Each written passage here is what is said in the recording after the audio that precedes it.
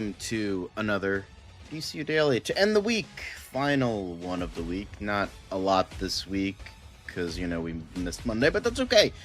We still have 4 shows because obviously we have the tier list Tuesday on Tuesday, and today we have the Fancast Friday, which we will be talking about after this show. Don't you worry, we got it all for you. But in the meantime, we have plenty to talk about in regards to DCU Daily. But first, MovieTalk Madness. We have a lot of news in regards to that. A lot of stuff in regards to the Paramount, Warner Brothers, Netflix debacle, because of course we have a bunch of that about monopolies and people going to Paramount, stopped, and just a whole bunch of stuff that we will be getting into. Not only that, but we will be getting into MCU Weekly as well. A lot of Doomsday rumors and confirmations and all sorts of stuff, as well as some quick hits in regards to upcoming projects. Then we have our quick hits that we love to talk about. A lot of quick hits. Hopefully the quick hits will actually be quick, but of course we will have to wait and see. And then finally we have DCU Daily. We have our DC quick hits, and we have a little bit of news in regards to the upcoming CLAYFACE. You can probably tell from the title right now what it is, but we will get into that, as well as another person jumping ship from the DCEU and jumping onto the ship of the DCU for Supergirl. So we will be getting into that. If I had a nickel, definitely interesting how that turned out. But of course, all of that and more is after this wonderful little news intro. So stay tuned. It doesn't seem to matter what I do. I'm always the number 2. All right, mister, I need to paint my abs on to get nominated. You don't see Robert Downey doing that. You're kidding. You're kidding. I can't open the envelope without the... Warner Brothers is heading back into the Matrix with a new movie in the works. Wonder what other surprises are in store. I want to be Bruce Wayne. I like that. You're gonna love me. There's the shot right there. That. Okay, we don't need to see chords. Right there. You look ridiculous. Well, not no more, he don't. What, dude? I can barely understand you. Your accent's insane. What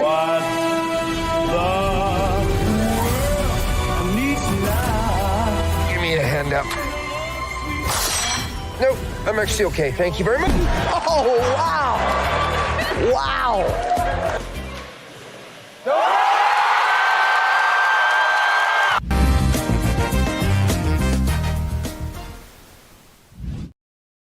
Yes. Yes-lo? I meant yes and hello, and I merged them at the same time. It's okay. Yes. Hello. Welcome to the news portion of our show. I am, of course, your host, as always, John. I am so glad to see you all today, because we have a couple people in the chat. We have Enterprising, we have Caleb, we have Kyle, we have Emo Nerd Girl, and Monique as well. Hello to all you wonderful people. We are going to get this wonderful show started, but first things first, I have to introduce Dan the Man here. Dan, how are you on this wonderful Friday? Are you like just pretty much half checked out already for the weekend? Because, I think I'm half checked out already, to be fair. I mean, I'm ready for the Super Bowl. I'm ready to see the Patriots win, hopefully, fingers crossed. Go Birds. Knock on wood. Putting on my lucky sweater and whatever other lucky charms I need.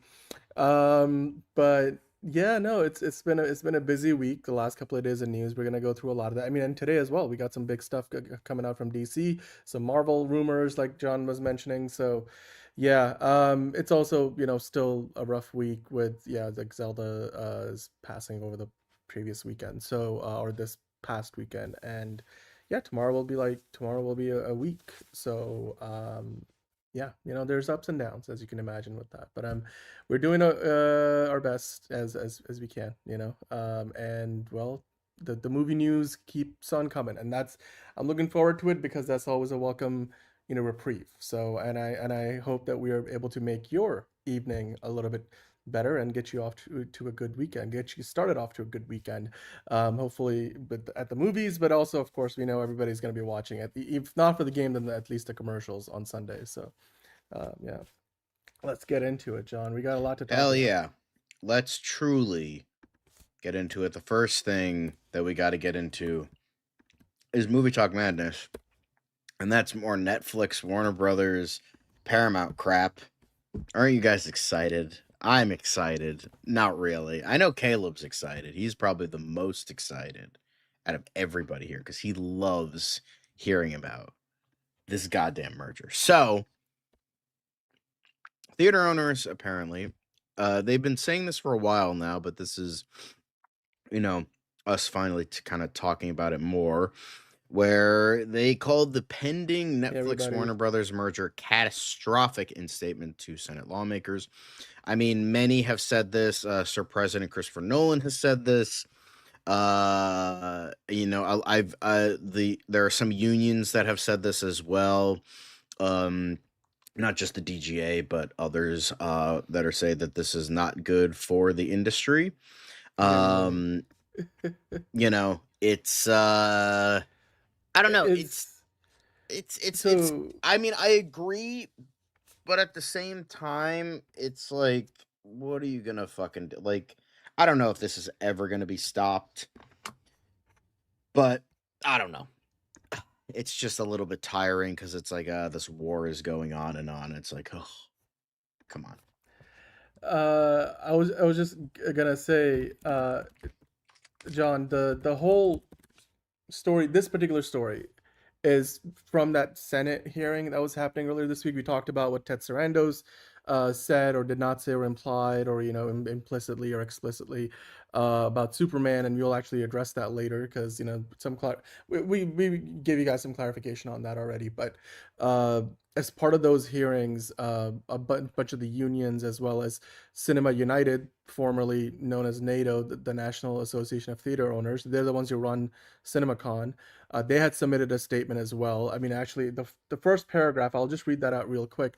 We just talked about earlier in the week how Christopher Nolan and his DGA, sorry, President Christopher Nolan and his DGA were talking about it. But and actually, so John, if you could scroll up to that first paragraph, I just wanted to kind of read out the Senate Judiciary Committee hearing is where this was read out.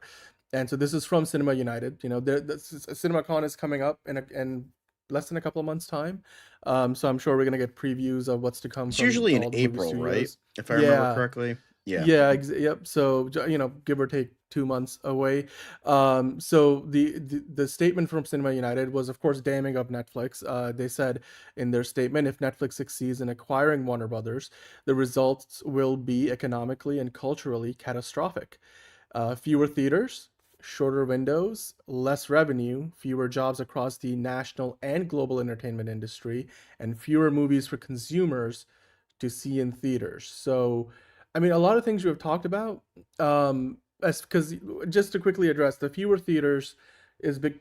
If Netflix starts to cut down on the amount of movies Warner Brothers is putting out under their ownership than they do now, that there's going to be a critical mass at which theater chains just can't keep as many locations open because there's just not as many people just going in to see it, and the cost of having employees and facilities and everything that it costs. So I get that, but there's also the shorter windows thing, the 45-day thing that we talked about. 45-day window, that was a big thing that Sarandos got grilled on, and then less revenue. It's all connected. Fewer jobs. Although again, to Netflix's credit, they've been saying the right things. They're saying, look, most of the people that work for Warner Brothers in like that theatrical distribution, television studio production, as well as what they've got with HBO and DC Studios, we don't have that. There's not redundancies here. Now, there'll always be redundancies to account for, such as probably in areas like HR and legal counsels and stuff. So I'm sure there's going to be, job cuts and layoffs, regardless of whether it's Netflix or Paramount buying Warner Brothers. But Netflix has been saying, and, making a point which makes sense, at least on the surface, because if they're going to keep Warner Brothers and HBO and DC mostly operating as is today, And obviously, some reorganization and stuff in the back end will happen. I'm sure there'll be like things that will change, like, if you're an employee, how you log into your company intranet and stuff will change, stuff like that. But from our perspective on the outside looking in, uh, the job losses will likely be in areas like IT, HR, administration jobs, like where there will always be overlaps. It doesn't matter what two industries are joining together. So, or like I said, legal departments and stuff. But you compare that to Paramount, chances are there will be a lot more layoffs. In fact, they've said as much, and that's how they will achieve a higher degree of, savings that they were saying. So I look at this and I say I totally hear what Cinema United is saying, and still I think the concerns need to be heard, and Netflix needs to take this very seriously because, yeah, we are getting to a point now where consolidation could reach a critical mass. I mean, if there's fewer theaters out there, even fewer people will get a chance to go see movies, and for those of us who might not live like across the street or like with the theater in our town, that just probably would mean you have to go now even further to go see a movie because there are a lot of people, even just across America as well as other parts of the world, who don't have a theater in their town, who don't have a theater the next town over, who have to drive half an hour, 20 minutes, maybe even an hour to go see a movie at a theater, or they have like a really old, theater that they can't really, go see most of the bigger movies at. They have to drive further out.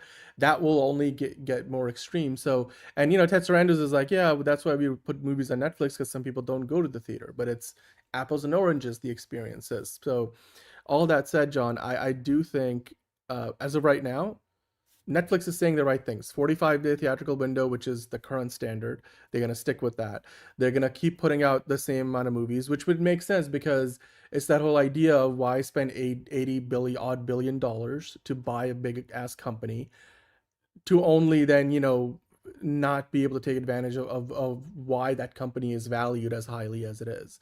So I don't think they're gonna buy Warner Brothers just to bury it and just for the IP. Because like when Amazon bought MGM, that was a small studio that had gone through multiple rounds of bankruptcy and was mostly, most of its value was derived from its IP catalog, which was already had been mined many times before. Warner Brothers, on the other hand, is one of the best run studios today, having come a long way from just a few Yeah. years ago. So I think, It's come so yeah, much. Like it's yeah. it's become so much bigger. I mean, what they've transformed it into is very much a sight to see, and it's, I don't know. It's like I'm not gonna say like I don't agree with them, because I Yeah. do kind of in a way, but at the same time, it's like somebody's gonna get their mitts on Warner Brothers, and honestly, at this point, with what David Ellison has done, and we'll get to that soon, um, I'd rather have Netflix at this point than you know David Ellison. Like, yeah, both are corrupt rich billionaires, but like one is slightly less worse than the other. So like I'll take them. It's like, okay, sure, I'll go with that. The slightly less bad one. And stick with him than the guy who's like literally like and comparably having a full-blown temper tantrum over getting told no. So yeah, like yeah, it's I'll go with Netflix. Yeah, and I think the comment from Enterprising, to answer what you're saying, I don't know what Netflix has to do to put these people's mind at ease or minds at ease. And I Enterprising said ultimately, implode, probably. impl- well, no, I think to put anybody whose concerns, I mean, valid concerns from the theater owners who are going to be affected significantly by this, as well as all the other guilds, the only way Netflix can put their minds at ease is by following through on everything they're promising right now. And so, unfortunately, it's just not something. There's nothing they can do right now to just completely address the concerns, and anything short of, like, I don't know, signing some kind of written deal that we're gonna stick to our promises, which they won't do, for legal reasons, and then not, for obvious and not obvious reasons. But uh, they just have to follow through once the deal is done. You know, like if they have to keep to their word, they have to keep the windows and the theatrical windows intact. They have to make sure that they can't like all of a sudden half Warner Brothers spend on movies and TV shows. They have to make sure they stick to what they're saying right now. But that's still going to be a long ways out, you know, because we are still got to go through all the regulatory processes. Speaking of which, John, Paramount, David Ellison, still not quite giving up. Although I'm starting to get the impression that his like David Ellison, sorry, not David, Larry Ellison, you know, his rich daddy just His told him rich daddy.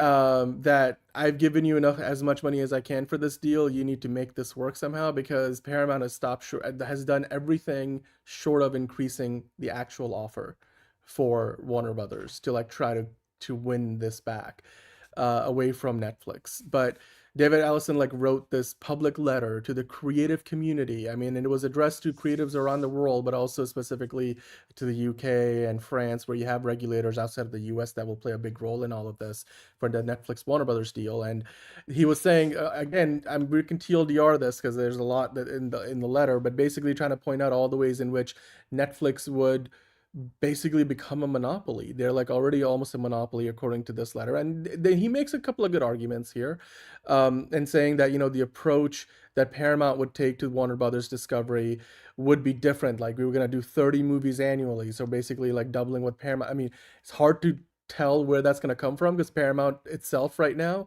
can't put out half of that seemingly, which is their goal. So how are they going to like then you know, also support Warner Brothers? It's like, can the Ellisons really run a studio that well? We don't have much evidence of it right now under Paramount, which has been a short period of time.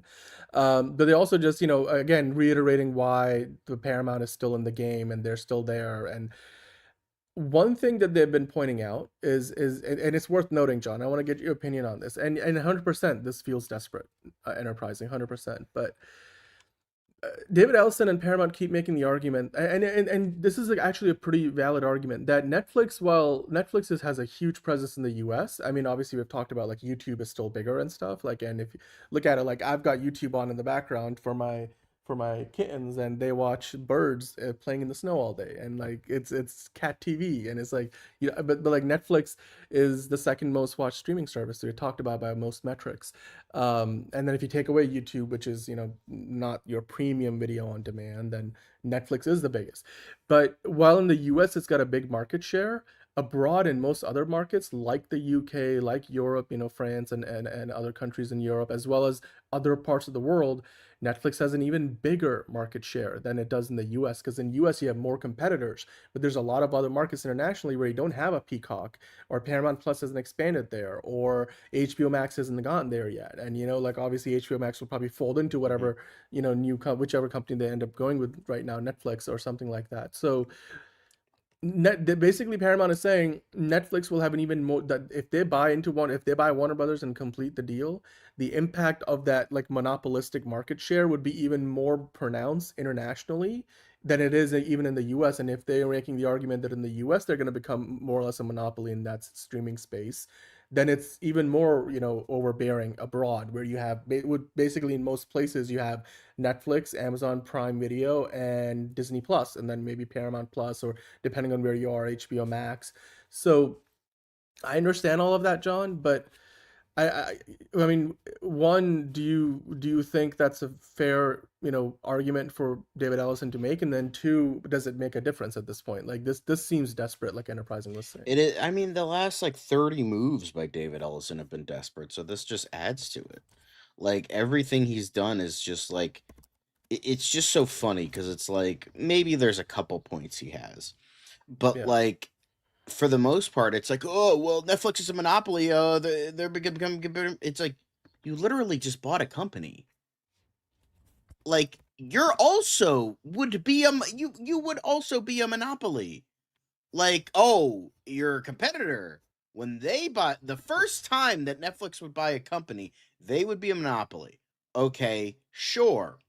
But you, the guy who literally just bought Paramount, oh, you wouldn't be a monopoly if you bought Paramount. You bought Warner Brothers.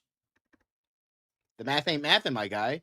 Now, maybe it's entirely possible. I don't know how fucking monopolies work. I don't know how business. I don't fucking know how this shit fucking works. But like, I'm gonna take a wild guess. It's more likely that Skydance buying two companies would be a bit more of a monopoly than Netflix buying one company. I'm just saying, whether they fall under the idea of a monopoly or not, I'm just saying the guy with more, I'd be willing to bet that that's more, or at least closer to monopoly than what Netflix has. Now, you are correct that maybe internationally there's a lot of stuff in regards to that, yeah, sure, it's more monopoly, but and it like balances out. But like, I'm at the very end of the day, I think at the very end of the day, two is bigger than one. That's pretty much it. Like, you just go with that, then fine. Okay. Then you're just being a dickbag. Like, also, Yeah, Brogu's in the it's chat. He oh will hey ease Brogu. everyone's Thank you for anger. Thanks, Brogu. Yeah, I mean Star Trek. That's true, Emo Nerd Girl. Star Trek isn't as big though, relative to like a Star Wars, for example. But you know, Star Trek has been a big part of what they've been doing with streaming. Um, but let's keep on rolling because John, on the Warner Brothers side as well, the one big thing that we've always sort of wondered is what's going to happen with the historic Warner Brothers backlot, you know, out there in California and in Burbank. It's literally, you know, a walking distance from the Disney lot. It's one of the most historic backlots, and it's one of the few left now from the heyday of, like, you know, the Hollywood system, or like the true golden age of Hollywood from back in the 20s and 30s. And you know, we have talked about in the past like how whether it's Paramount buying or Netflix buying, one of the things you have to wonder, do they need the studio backlot, the size and scale and facilities that Warner Brothers has to offer once they're part of like another company? And Paramount has said that they're going to look to the real estate assets, aka the backlot, as one of the ways in which they're going to achieve the billions of dollars in savings. And Netflix, on the other hand, has so far not really commented much on it.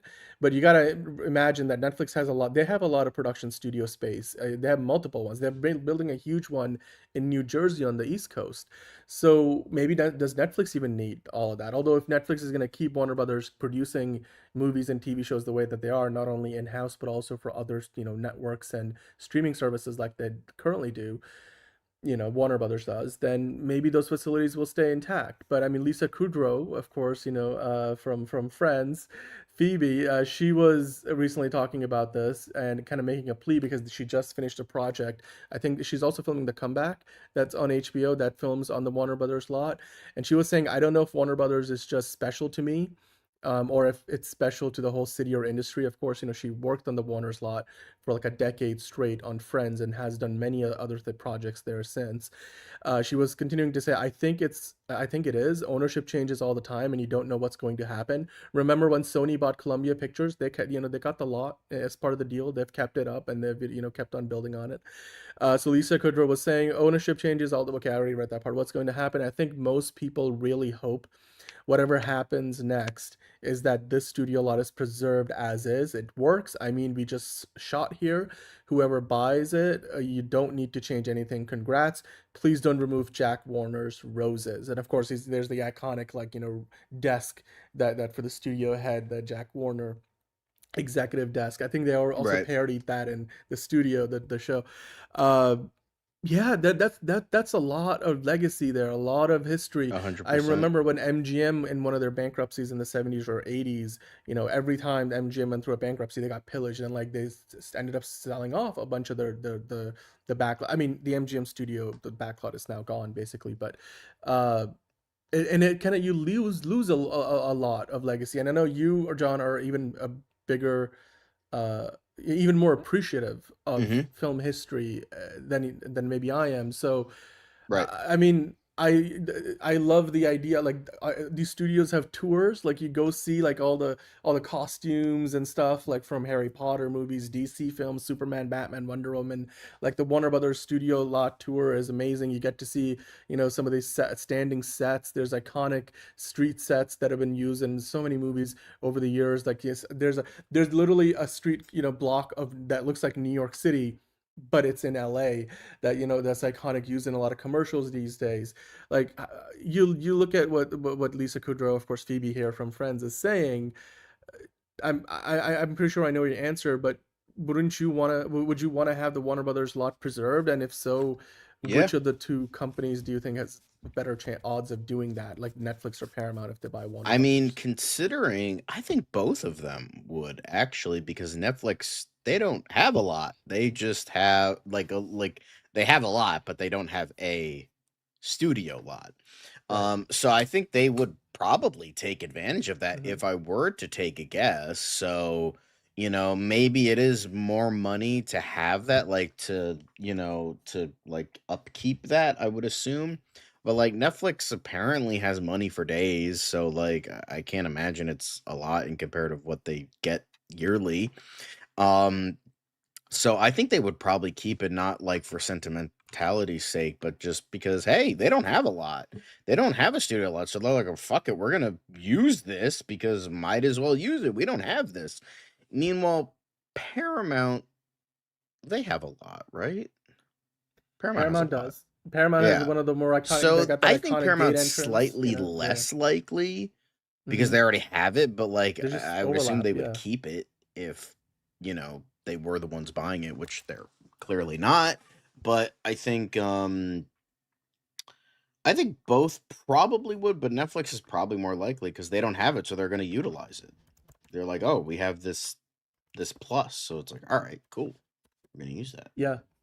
Yeah, no, I think that's where my head is at. Like, I think there's another reason why Netflix should probably be, thank you, Caleb, the winner at this point, because for better or for worse, Netflix is more likely to keep the backlot, and I don't want that to disappear. I don't want that to become like I mean, WB residential already property or closed mixed use. one of the original portions of the animation studios they had, so it's like whoopsie daisies.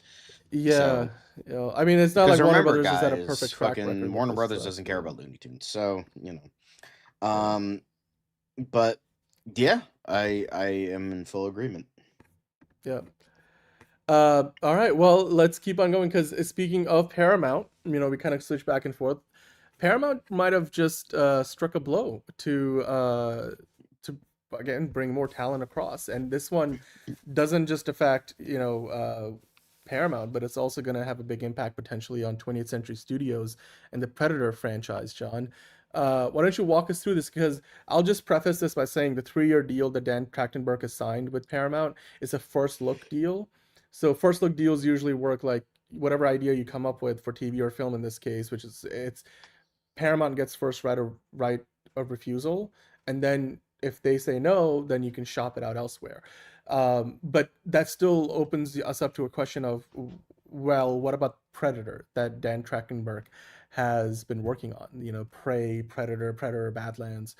Um, what do you think? And then just kind of like if you can walk us through what's going on here. Yeah, so essentially, Trachtenberg started his career at Paramount because that's where he made 10 Cloverfield Lane, and he said this in regards to a statement in his like contract for this. He said, as a kid, I remember seeing the Paramount logo and dreaming of the epic adventure that would follow. Now to have the opportunity to bring new, huge, and emotional stories to giant screens is a literal dream come true. Ben and I cannot, his producing partner Ben Rosenblatt, Mhm. cannot wait to join Dana, Josh, Adon, and the entire Paramount team to pursuing our shared vision of making Paramount once again the apex of cinema. Stated Greenstein and Goldberg. Um, Dan has an extraordinary ability to deliver films that are both daring and deeply entertaining. He has a rare instinct for tension, scale, and storytelling that connects with audiences worldwide. We're excited to welcome him to the studio. Um, uh, with that, we don't know. We don't know it's he is in the process of developing a direct sequel to Prey, as well as another Predator movie that is possibly a follow-up to Badlands, because that did promise a sequel. But now those are a bit more unclear, because obviously Paramount would be the top tier um choice, because it's like, I mean, Paramount's been taking everybody at this point. I mean, they took James Mangold, they took Hmm. the Duffer Brothers, and but then at the same time they also lost their biggest moneymaker, which was Taylor Sheridan. So it's like It's like they just like, it's how do you forget that one?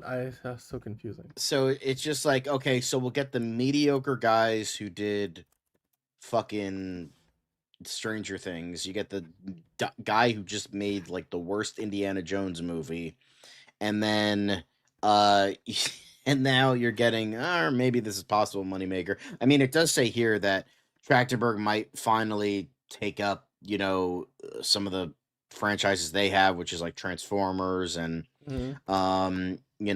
and And your boy Jeff Snyder yeah, was yeah, saying, "Go ahead, Jeff no, Snyder I'll let you." believes this might be the project Trachtenberg has his eye on, which is World War Z. Which, why?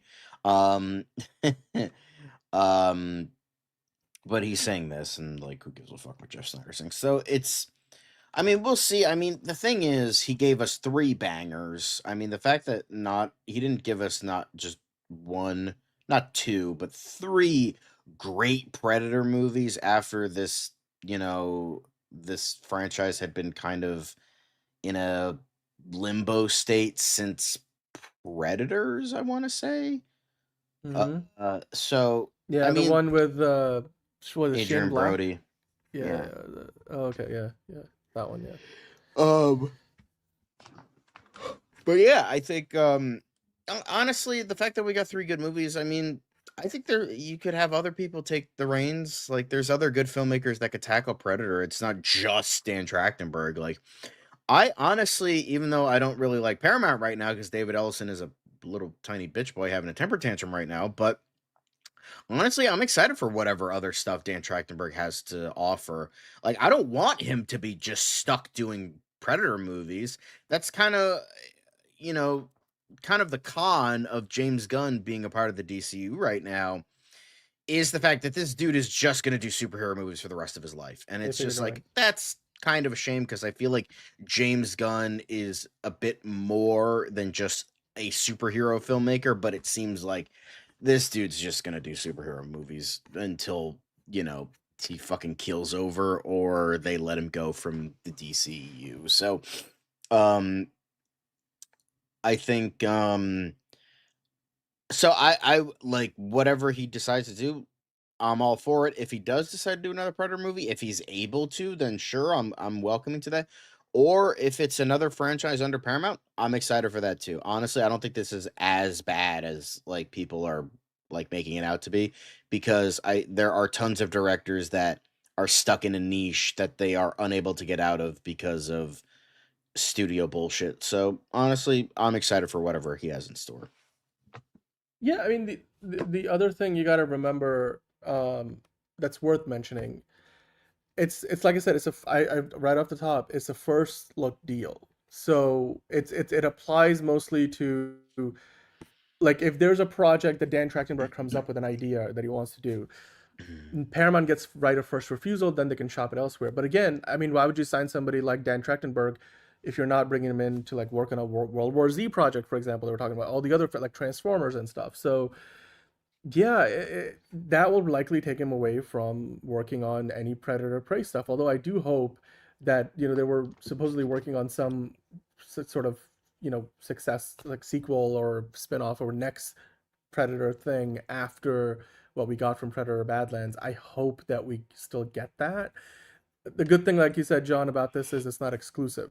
This doesn't completely take Dan Trachtenberg away from doing anything other than what he does for Paramount. But I Right. imagine getting paid how he is, and the way he kind of talked about, like, I grew up loving Paramount. Like, okay, it's kind of like the James Mangold like situation, like you said. Like, I don't think we're gonna get a Swamp Thing movie anytime soon, and this probably puts the Predator franchise back on ice for at least the near future, which is unfortunate. But we'll wait and see how that turns out. another feather in the cap of Paramount. They just have to deliver now. They've got the people, but like, put out Yeah, the but movies, and hey, that takes time. for So the time being, they do have Scream 7. whatever that means. But hey, you know what, Oof is what it means. But John? apparently, Did you see this? we're getting a pickleball movie because, of course, we are. It's like a mockumentary. It's like a mockumentary, so it's kind of like The Office, and I'm just like, this is exactly what we needed, was like a mockumentary pickleball thing, because while pickleball has been very trendy and fast rising, there's also like almost like this like exclusivity culture around it in some ways. It's like, they call it, it's in the movie they call it America's fastest growing nightmare, and it's gonna be premiering at the Austin Film Festival. So, or it has premiered there. I thought this was funny. Not all the jokes hit, but like I think it's kind of like, think of it like The Office, except pickleball as a mockumentary kind of a movie situation. So Right. Pickle Heads, they put like a little poster out. I'm like, okay, I'm getting the vibes. Right. So don't expect it to be like a serious, like, like that Tetris movie.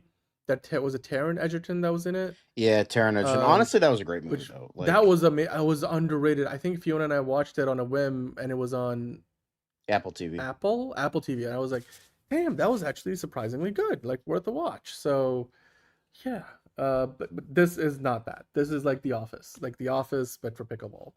So yeah, it's but I mean, the thing did. that like caught my attention of like, okay, maybe it won't be as bad as when it's like America's fastest growing nightmare. I'm like, okay, we'll see.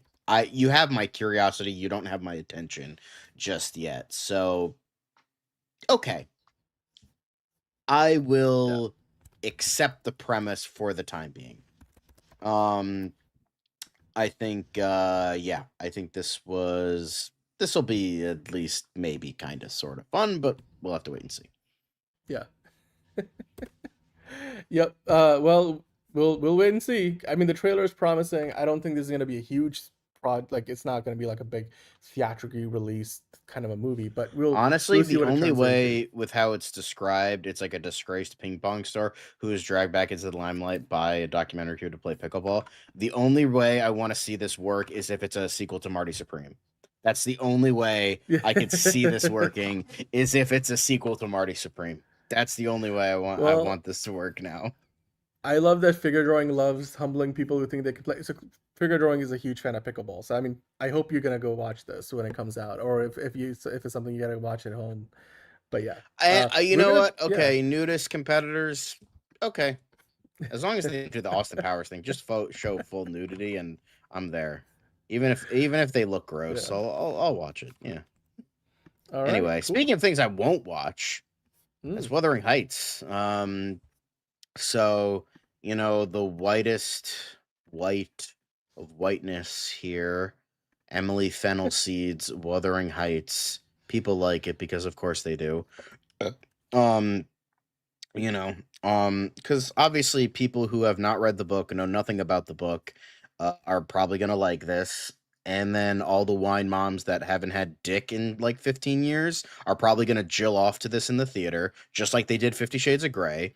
So those are their two like expert that's their audience right now. It's just like wine moms who are fiending for cock right now, and then people who haven't read the book. So you'll get those people who don't understand.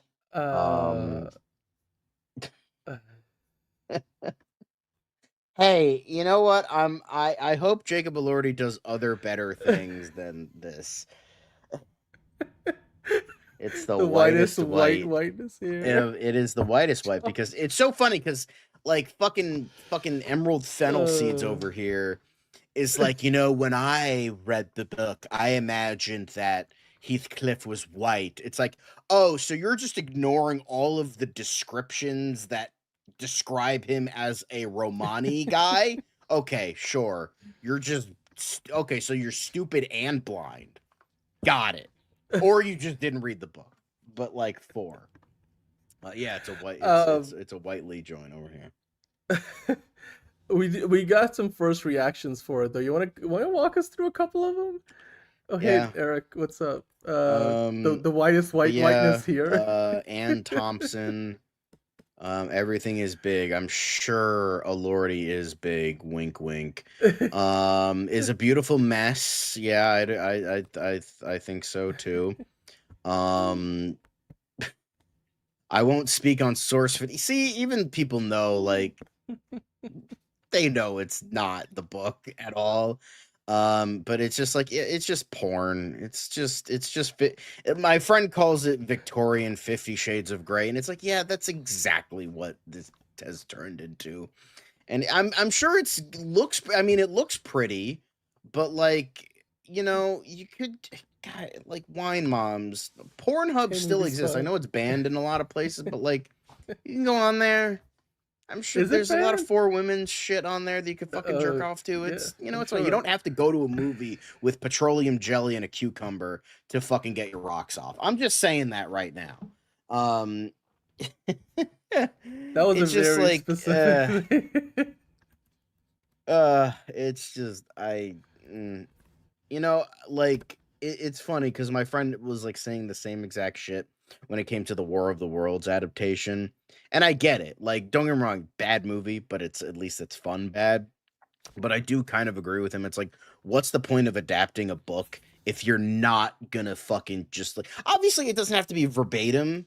Like, obviously you could do your own thing with it, but like, if you're losing the core aspects of like the point of this story, then why are you, it's like, oh, I want to do my, like, completely do my own thing. Cool. Then write your own story. Like, I don't understand. Um, like, I just don't understand why it's like, oh, it's just my vision, my vision, my vision. It's like, then just make your own fucking movie. Like, make your own fucking weird Victorian fetish porn. Like, you don't have to fucking grab Wuthering Heights and drag it through the dirt just because you want to fucking, I don't know, do another movie where somebody fucks a grave or drinks semen bathwater like you did with your last fucking shitfest of a movie. So it's like, I don't know. It's just, it just I doesn't don't make even know sense to I don't me. even know what that is in reference to, but Saltburn, remember her last movie? Oh God. I didn't see it. I'm like, what? That was what that was about. Yeah, it's like about a gay relationship or something, and they fall in love, and then graves get Oh. fucked, and people drink semen bathwater for some reason. So cool. I tried to watch it. I'm like, I can feel the brain cells leaving my head right now. So peak Redditor cinema. Honestly, no, it's peak Tumblr cinema. It's gay. It's got weird fetish shit in there. That is peak Tumblr. That's not Reddit. No, come on now. But yeah, it's just, I mean, if you're gonna watch this, I'm sure it's gonna make money. I'm sure people are gonna like it. I'm sure this is gonna get nominated for shit next year. But it's just like, it just looks disgusting to me. It just looks great. It just looks gross. It, as the kids would say, it gives me the ick. But I'm sure people are gonna love it, and that's fine with me. You can, do whatever you want to this movie. Fucking jerk off to it, lick it, suck it, whatever you want to do. I don't care anymore. I'm sick of talking about it. Cool. I great. You know what? Then let's talk about another movie because we go from I we go One from talking garbage movie about to Wuthering Heights another. to from first reactions to let's talk about, of course, The Strangers Chapter Here's the 3, thing. I don't mind sex in movies. Rotten In Tomatoes score. fact, I like sex in movies. That's cool. It's just like, I will divert to Steve Martin's character from Planes, Trains, and Automobiles. Here's a good idea. Have a point. It makes it so much more interesting for the listener. Have a point to your sex scenes. Have a point to whatever filth you want to have in your movie. That's fine. Like, for instance, Starman has a great sex scene because it shows the ultimate surrender to love that two characters are feeling towards each other in the most innate, raw way you can express love to another human being is through making love. Fine. That's great. Or something disgusting, like Reanimator, like a decapitated head giving head. What's the point of it? It's to show how innately horrible and disgusting the villain is. Again, that serves a point. If you're just like, let's just have all the sex in it, let's have all the rape scenes in it, let's do this, let's do that, it's just like, all right, again, you could just go to Pornhub. Like, I'm just like, why are we watching this? Like, if I want to jerk off, I will go to the privacy of my own home and jerk off. I don't need to go to a theater to do that. I understand that's not the Pee Wee Herman way, but you know, I don't get the point. Maybe that's how you get your rocks up. That's fine. Just don't do it in front of children and you're fine. But like, it's just, I don't get it. I don't get it. I'm sorry. Anyway, I think we got to talk about it. And Strangers speaking of Chapter garbage, The 3. Strangers Chapter 3, it's ass. Do I really need to say anything? Literally every single movie in this franchise has been ass. And people are shocked. Oh my God. This movie is ass too. The first one was ass. Pray at Night was ass. The first two movies in this trilogy were ass. And guess what? This is ass too. And not in the good way. So, here we are. Ass. It sucks. Crazy. I mean, the Rotten Tomato score is pretty bad. What's Yeah. the number? It's currently sitting at 13%. Chapter 2 is at 14%, and the first installment of this specific trilogy is 21%. The original Strangers is at 50, and Pray at Night is at 40. So it just gets worse. And considering how bad the first, like the original is, the 2008 movie, that's bad. That's pretty bad. It's like, oh, we can get worse. Watch us, and it gets worse. Yeah, I'm surprised this is not a franchise that already didn't get canceled. Like it's anyway. Joke's I on think you. we'll- I have not seen Crank, so I don't know. That's Jason Statham, right? Yeah. It's It's kind of like Jason that was his. Oi. I'm not just crank. I'm cranking it to Victorian sex scenes because I'm Jason Statham. Because he was like, it was the transport. He had a niche. Like he's always had a niche, and then like he's sort of like, I guess he never niched. He never up. Yeah, he's always just Jason Statham has known his audience, and he gives them what they want. So Check my review. I have never seen Crank, never seen it. So Caleb can vouch for me. He does follow me on Letterboxd now. So okay, well let's talk about some MCU. let's Weekly talk about stuff. something a little bit more PG because I'm starting to get uncomfortable. So let's move the fuck on, please. Yeah, I love how Jason like Statham, by the everyone's way, is like, "Oh, Italian you're a job, prude." I'm yeah. like, "I'm not a prude. Trust me." I'm like, "Have you seen this show? If you think I'm a prude after watching this show for at least 1 month, then you're high. Honestly, can I have some of the drugs you're on because you are high?" Anyway, so the first thing that we'll get into is Doctor Doom related because it's about merchandise, which may be spoilery for the movie. Obviously, Hands we'll up see. the We'll get into it. like Shawn Michaels once said. Anyway, go ahead. But more merchandise has found its way online, and the spotlight is, of course, Doctor Doom. These are very stylized stuff, so obviously we'll get into that. Essentially, it's just the buildup of it's talking about all this stuff, and so we have slippers, guys. We have Doom slippers because that's where I want to stick my feet inside Doctor Doom. Ew, gross. When you say it like that, but I don't know what else to say. But this is just, I mean, again, going to show you or show us, I guess, the looks at the Doctor Doom. Look, there's always been this idea that we're gonna get probably multiple different looks of Doctor Doom, Honestly, these but look mad comfortable though. Like I'd yeah, buy they these. do. Like, and Like I'm I not want seeing this those right movie, now. so Don't which one would you worry. get? Would you get the one on the left or the one on the right? I kind of like the ones on, you know what? The ones on the right look better because they're easier to slide off and on. That is But the true. left That's the look type I have. warmer. Don't Yeah. worry, you're not getting feet. That's the type of slipper I have. It's like kind of honestly, it's kind of the same, and I want something different. Yeah. So I think I'm gonna. I used to have the SpongeBob slippers as a kid. Mhm. You know, where it's like you stick them in his mouth, and oh my god, those are so comfortable as a kid. I had like a couple different pairs of those, and then I also had, although they didn't fit as well because I think I got them like a couple sizes too big, Sigmund Freud slippers that my sister took from me, and Oh. it was like his face plastered on a slipper. And honestly, I did see these earlier today, and they do look mad comfortable.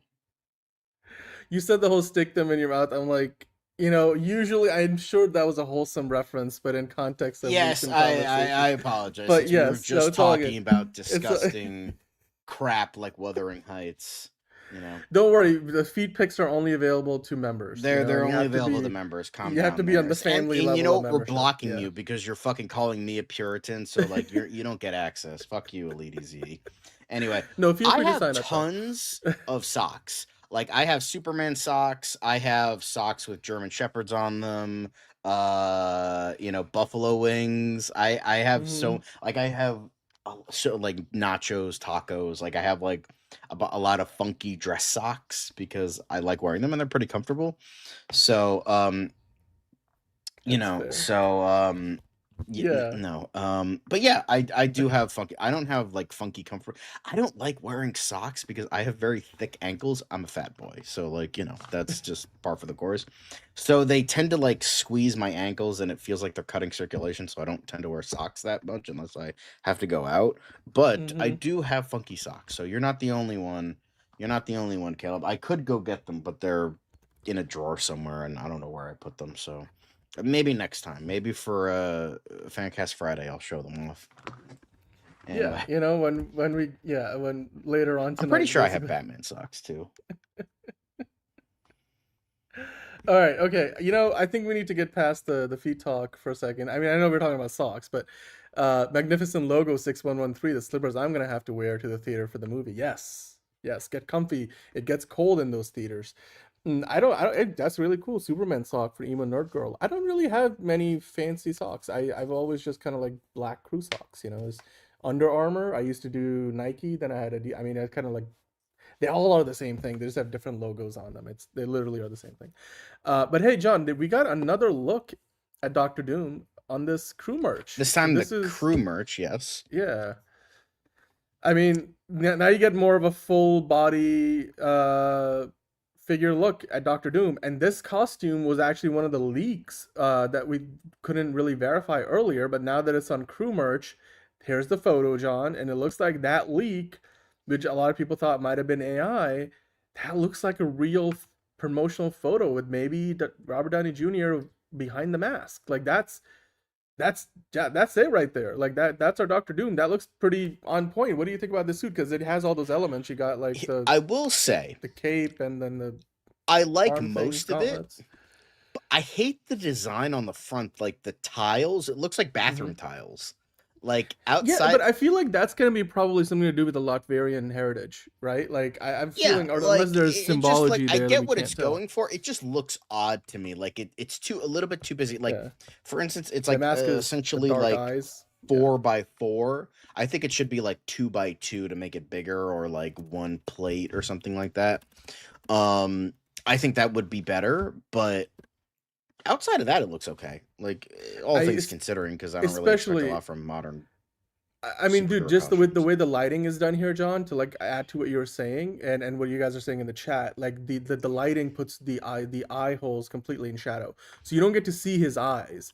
And I mean, that's probably very much done on purpose, and that looks menacing, ominous, and yeah, regal and menacing. So yeah,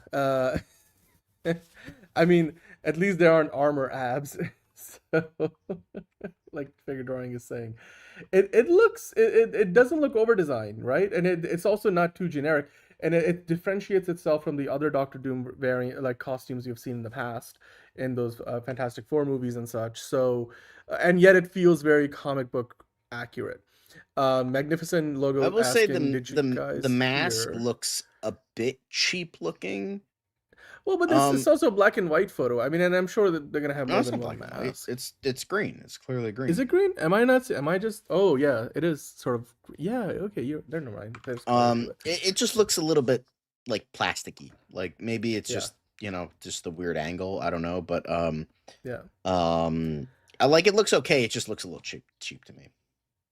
Yeah, and I did hear Magnificent logo that and I haven't been able to figure out like this if of all the sources that it's coming from, because you have to kind of like dig deep on Reddit and then go find other places where people have been talking about it and who you believe. But apparently, John, the idea is that we won't see Doom take his mask off until either the end of Doomsday or in Secret Wars. Like But it's we gonna already be saw something him that they'll take his save. mask off in Fantastic Four.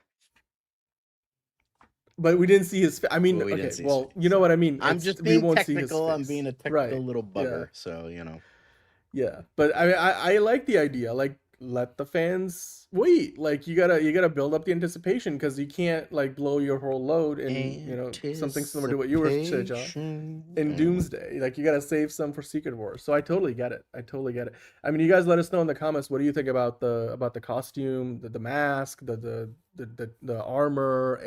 It seems like the merch has confirmed the design. This was a leaked photo, and we were wondering if it was AI or not. Going off of this merchandise now, that seems to confirm that the design and that photo were real.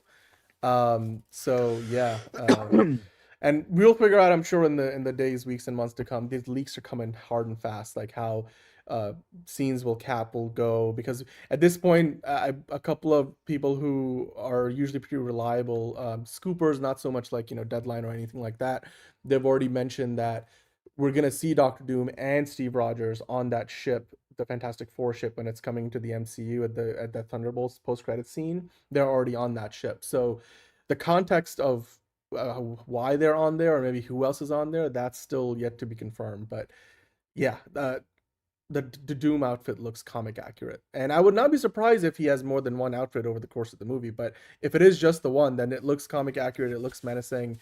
Let's just say Marvel understood the assignment. So you guys let us know what you think about it.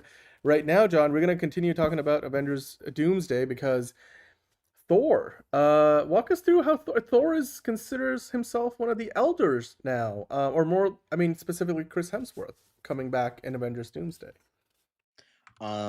So it seems as though he had this day, and because he's doing press for his generic crime thriller movie, he had this to say: Crime Thor's role 101. changed in every film. I remember the first one I did with Kenneth Branagh. That was a complete Yeah. starting point and jumping off point. I was in the arms of one of the best directors and most detailed collaborative partners, and it was brilliant. Then I worked with different directors. Some had a clear handle on who they thought the character was, some didn't.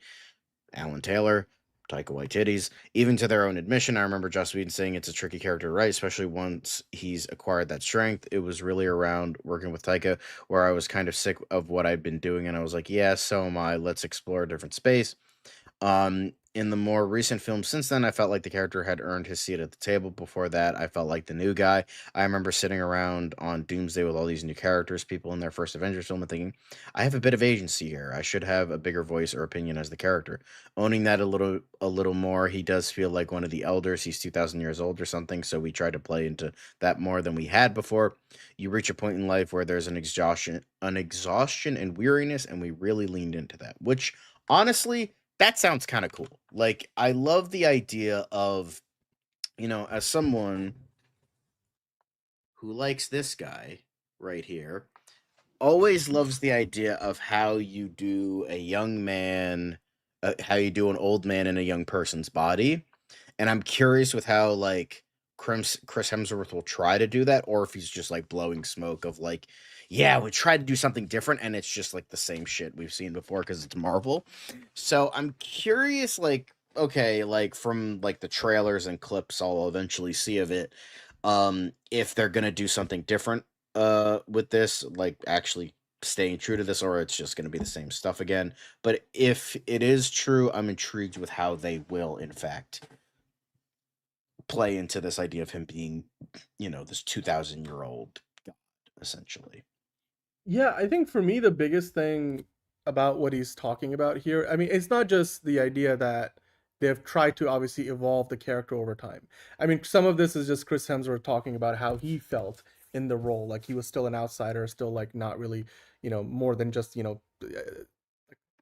just somebody who just showed up. I mean, some of it is probably a reflection of where he was in his career. I think, like you said, John, it's Chris Hemsworth now has established himself far beyond just Marvel land, and he's also been reflecting a lot more in recent times about where his career might be going, because he had that medical diagnosis where it's not so much that he has, I forget, what was it, ALS or something, I forget what it was. Like, it's not so much that he's diagnosed with it, but he's got a family history where he's more likely to get it than, like, I suppose if you didn't have that family history. So and correct me if I'm wrong, guys, if I don't know what the specific disease was, but or like the tendency, like it runs in the family essentially, and so he's looking to slow down. He's not going to be like somebody who's going to like act till he's 90 or like do 5-6 movies a year. But as far as the character of Thor, I do think like he's one of the only OG Avengers left. I mean, it's not just I think, it's a fact. Like, he's one of the only OG Avengers left. And yeah, sure, we're gonna get Steve Rogers coming back, but it feels like Steve Rogers isn't coming back to stay. And Tony Stark is not coming back. Robert Downey Jr. is coming back. So even that is more of a technicality. So when you look at, how do you trace the lineage of the Avengers, Thor is like one of the only ones left now. And he's done so much, not only in the MCU, but also, like you said, the character is like technically thousands of years old. So giving us more of an elder Thor who's more weary and, war worn, and, clearly the teaser we got, he's like, I want to show my daughter, so, calm. I want to teach her calm and not war. And it's, so I totally get that. I don't think he lives a quarter mile at a time anymore, Enterprising. He used to. I used to live my life a quarter mile at a time. I can't do it. I feel like I tried to do the Vin Diesel voice the other day and it failed. Magnificent Logo saying, hey guys, do you think we could see the Celestials pose a threat in Doomsday or Secret Wars? Highly unlikely, because that concept they tried to explain, and I think they did a half decent job in Eternals, but it's so far off what the majority of the MCU fans, especially like, the average movie fan who's just going to go see it because they haven't seen an Avengers movie since Endgame. They don't really know, and they don't really need to know. So I don't think that's going to be a part of this. Maybe down the road they'll bring the Celestials back, but not here. Yeah, the mighty Thor hopefully will become mighty again, but I do understand like how Thor like, it's not like, he's if he's let's say 2,000 years old, he was only what, like 1,980 years old when the MCU started. So it's not like he's aged thousands of years over the course of the MCU. But yeah, I do understand like, Thor's been through a lot. He's been through a lot of loss. It's like, he lived for thousands of years, then all of a sudden in the last 20 years, he lost his mom, he lost his brother several times, and then he lost his father. It's just like and it's just been a very, very series of unfortunate events over the last 15. It's kind of, think about it, like this is the idea of Thor, right? He's 1,500 some odd years old, and in the last 15 years, almost his entire family has gone wiped out. His entire band of merry men, best friends, got wiped out, and Asgard, got killed. It's just been the MCU has been terrible for Thor and the Asgardians. It's just, they did so well for so long, and it just all of a sudden in the last 10-15 years, down the hill, it's like crash. Down the like, I get it. Yeah, I'm like, Thor probably being depressed wouldn't surprise me. So you guys let us know what you think about Elder Thor in Avengers, Doomsday, and possibly Secret Wars if he makes it that far. You let us know what you think about it. But John, we do have some MCU quick hits to get into. I do want to say hi to Steven, who's in a singing mood as always this time of night. But let's go through the MCU quick hits, shall we? But Vincent D'Onofrio reveals whether Kingpin will appear in Spider-Man Brand New Day. Cosmic Circus are part of the plan with Kingpin is to have him face off against Spider-Man, which hasn't changed, and for Brand New Day it's possible we see minimum mid-credit or post-credit scene that would tease an upcoming bout against him. And Vincent D'Onofrio says, no, I think I'll just wait until they have the rights to my character and they put me in one of those movies and then I'll figure it out. Which normally, when it comes to Spider-Man, when it comes to all these movies, oh, I'm definitely not in the movie, definitely not in the movie. I don't, it's bullshit. Chris Evans did it, Andrew Garfield did it, so many people, oh, I'm not in this movie, then they're in the movie. However, this one, I can see a little bit more because we have talked about rights issues in the past in regards to Kingpin being on the big screen. I don't know what the rights issue is, but for some reason there is a rights issue. So I'm willing to bet that he's probably not in this.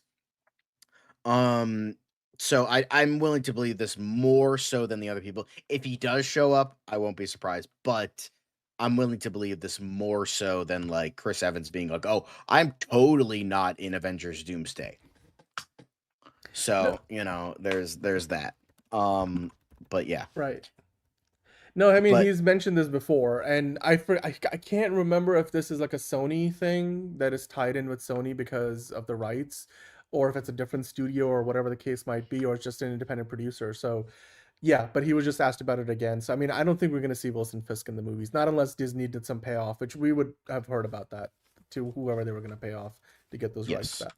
So, But Kingdom Come artist Alex Ross writing new graphic novel, Marvel Dimensions. The hardcover, a partnership between Abrams Comics Arts and Marvel, will come out this fall. This is a lot because Alex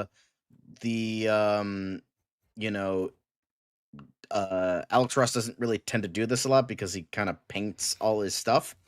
So, and his stuff takes a lot longer than other artists because if you've seen Alex Ross's images, then you know that it takes a while. So the fact that he's actually doing another graphic novel is really awesome to see. So even though he did it only about 4 years ago, that's still, again, a lot. So he usually does variant covers and stuff like that now, but the fact that he's doing this is pretty awesome, and I might go pick it up, depending on what the storyline is. Yeah, no, I saw this and I was like, we got to talk about it because this looks very interesting, and I'd love to see what it turns into. Alex Ross, one of the greats, so good to see that. 100%.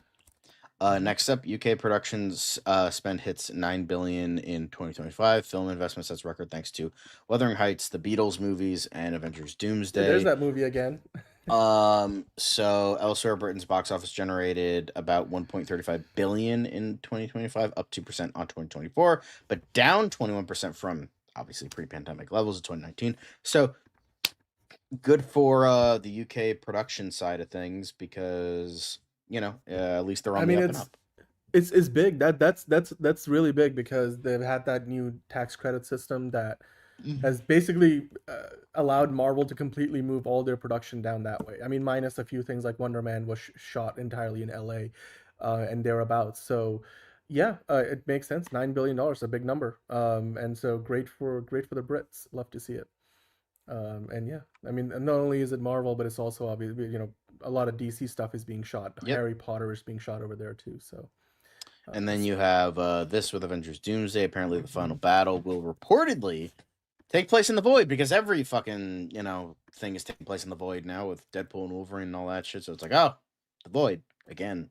It's also like Barren the Wasteland. That's easy to come up. fucking exactly. Yeah, like I was gonna say it's like Power Rangers like filming in rock quarries like I know, all day every day. Yeah. So like honestly, that's what the MCU's MCU's come down to. Yeah. The sequence will feature a massive clash between heroes, villains, and alternate variants. It will also introduce new characters who have never appeared in the MCU. So we might be getting that Punisher cameo, just not from Thomas Jane. Maybe Dolph Lundgren will show up as the Punisher this time around. But anyway, but yeah, that makes sense. Even if it's not true, like I can see it happening because Barren Wasteland, easy to fucking film in. Did not have crying over Sir Ian McKellen and Robert Downey Jr.'s friendship on my agenda for today, and yet here we are. Well, this is go ahead. Yeah, I was gonna say just like Ian McKellen and RDJ go way back, right? It's Sir Ian McKellen, and he was talking about his experience meeting up and working with Robert Downey Jr. on a set, because he's a completely different person from when they first worked together years ago. And Sir Ian was saying he was a changed man, talking about RDJ, inside the same little boy who I'd been so charmed by. He's got a great talent. So, and if you scroll here on the on the thing, yeah, no, it's. I mean, their journey started all the way in the 90s. I mean, obviously before RDJ's, legal troubles and stuff, but you could see a much younger Sir Ian McKellen, and, Richard III in 95, Restoration in 95. So they go way, way back, all the way back. Kind of invented the selfie, as it were, according to Sir Ian McKellen in 94. But it's kind of ironic, right? Like it's ironic, some some dramatic irony that way before the X-Men movies existed, well before the MCU ever, was even dreamt of, they were working together, and then they've gone through such crazy, amazing careers, and also so much going on in their personal lives. For Robert Downey Jr., a lot of it publicly, and now they're reuniting, and you got one playing Magneto, the other playing Doctor Doom, two of the most powerful and recognizable characters in all of Marvel lore. But there's a more personal friendship behind the scenes there, and I'm sure like Sir Ian McKellen looks at Robert Downey Jr. and sees a completely changed, different man who still has a little bit of that charm that RDJ always had, but he's gone through so much. He's an Academy-winning actor now. He's not in legal trouble. It's just, that's an immense compliment, like Enterprising set. So it's good to see that. It's good to see that you always love to see it, like, people coming back together after having worked years ago, and it's, yeah, I mean, they're busy, so I don't know how much they keep up each other outside of working on these projects. So and then of course still doing press for Crime 101, which has so many Marvel stars in it. You have Halle Berry as Storm, you have Mark Ruffalo as Hulk, and then you have Chris Hemsworth with Thor, and even throw DC star in there, Barry Keoghan, because he's Joker in the Becks. So there's that too for this little movie. So this is them just kind of talking about it, and Halle, baby girl, we know you're in the movie. You don't gotta. You don't gotta put up this facade with us. I get it. You don't want to get, if I get mad at you, but like, come on. Yeah. Come on. Honey Pie, we know you're coming back. Like it's we know you're coming back. Like you don't gotta dance around this topic no more. Come on now. Come on. Did you hear that Halle Berry and Van Hunt, I think, are about to be engaged or something? And I'm like, so many bachelors out there just just like, oh damn no, it, finally missed the boat. That doesn't know you exist isn't gonna fuck you now. Oh no. Anyway, I was just like, look here, I was watching these interviews. I'm like, my algorithm shows me too many Crime 101 things, and like there's a Graham Norton show that they just did. I know. And then like this stuff here, I think, what is this? This is Andy, who's the guy? The Radio Bravo Andy, I think. Radio Andy. Bravo Andy. I'm forgetting he does the CNN thing, New Year's with Anderson Cooper. I'm forgetting his last name. But yeah, Halle Berry's like, wouldn't it be crazy if I was in the newest Avengers movie? That would be wild. Like that's not what she said, but like, yes. Andy Cohen, thank you, Eric. But yeah, it's always entertaining to see. It's like watching Halle Berry do these kind of things, media appearances, similar to like experience of watching Antonio Banderas and like Salma Hayek when they did the Puss in Boots, the latest movie. Whoa, Ruffalo, calm down with the luckily he said digger, but like calm down with Halle Berry around. Jesus Christ, Mark Ruffalo. God damn, bro. Like, fuck. Shit. Don't say that. Well, Mark Ruffalo doesn't mince his words. But it's just, yeah. Yeah. No, I'm not going to be in the movie. Yeah. Okay. Sure. All right, we're going to move on. And here we have Destin Daniel Cretton filming the scenes for the original '80s Wonder Man film that our protagonist Simon Williams was inspired by. So, which is, very cute because, they have to like film it for the '80s essentially and all of that. So, just like kind of like a peek into like all this kind of stuff, like forced perspective, like what they had to do back then. There was a lot of that, and yeah. So Dude, this was great. I cannot speak any more highly of Wonder Man. I mean, I kind of swooned about it the other day. I saw it over the weekend. It was, I think, just the perfect show for me and how I was feeling. I'm still, very up and down throughout the week. So Wonder Man is just a breath of fresh air. It's a show about, characters who are not perfect, but they're trying to do better, and they make mistakes and they have clear character flaws. It's very well written, and you love to see this. Destin Daniel Cretton did this like for his what's next? sons. Matte paintings? Yeah. All right, keep your dick in your pants. That's never happening. All I mean, I right. love this like for his son's the career day video. This was like part 3 of. So I'm assuming there's a part 1 and 2 somewhere. But yeah, forced perspective, John. What an amazing idea that is. Yeah, I know, it's crazy. Like it still Crazy. works. It still It still works. works. Somehow it I still mean, works. the guy who started the Yeah. MCU had to do it a lot. For Yeah. the movie that like kind of got him in there was with Yeah. Elf. Like that, a lot of forced perspective. A lot of forced perspective in the Lord of the Rings movies too. I mean, and they did it Um, with motion control, which completely changed like how, because the forced perspective by definition works from like one perspective.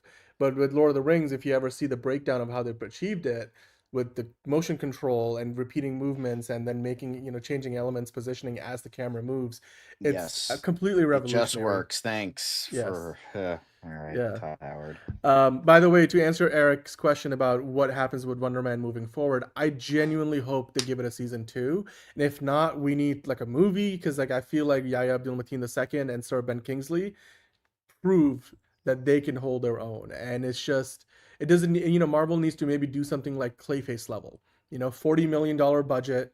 It doesn't need to be a big $120 million tent pole. Got Put some it out there. more Travis Slattery. Yeah, more Travis Slattery. It's so good. It's like I might like, actually watch it now because literally everyone in my life is telling me go watch Wonder Man, and Wonder Man is not because like Doomsday I couldn't give less of a fuck about. Like Wonder Man, it's like okay, that's it's great. It's And the it's- industry I want to be in, and like I feel like there's some more attachment It's- there, and I do like Travis it's- Slattery. Absolutely. I like Yahya Abdul-Mateen II. There's I a hate lot of Josh things Gad, you'll be able to. and I relate heard to. that he gets Yeah. yeeted, so I'm like, okay, Oh, you it's got me. It's All right. funny. No. It's not quite yeeted. I'm not gonna tell you exactly why, but trust me. And Josh Gad is like all like he's playing himself, and he shows up in like this like montage sequence even after his character is yeeted in the canon.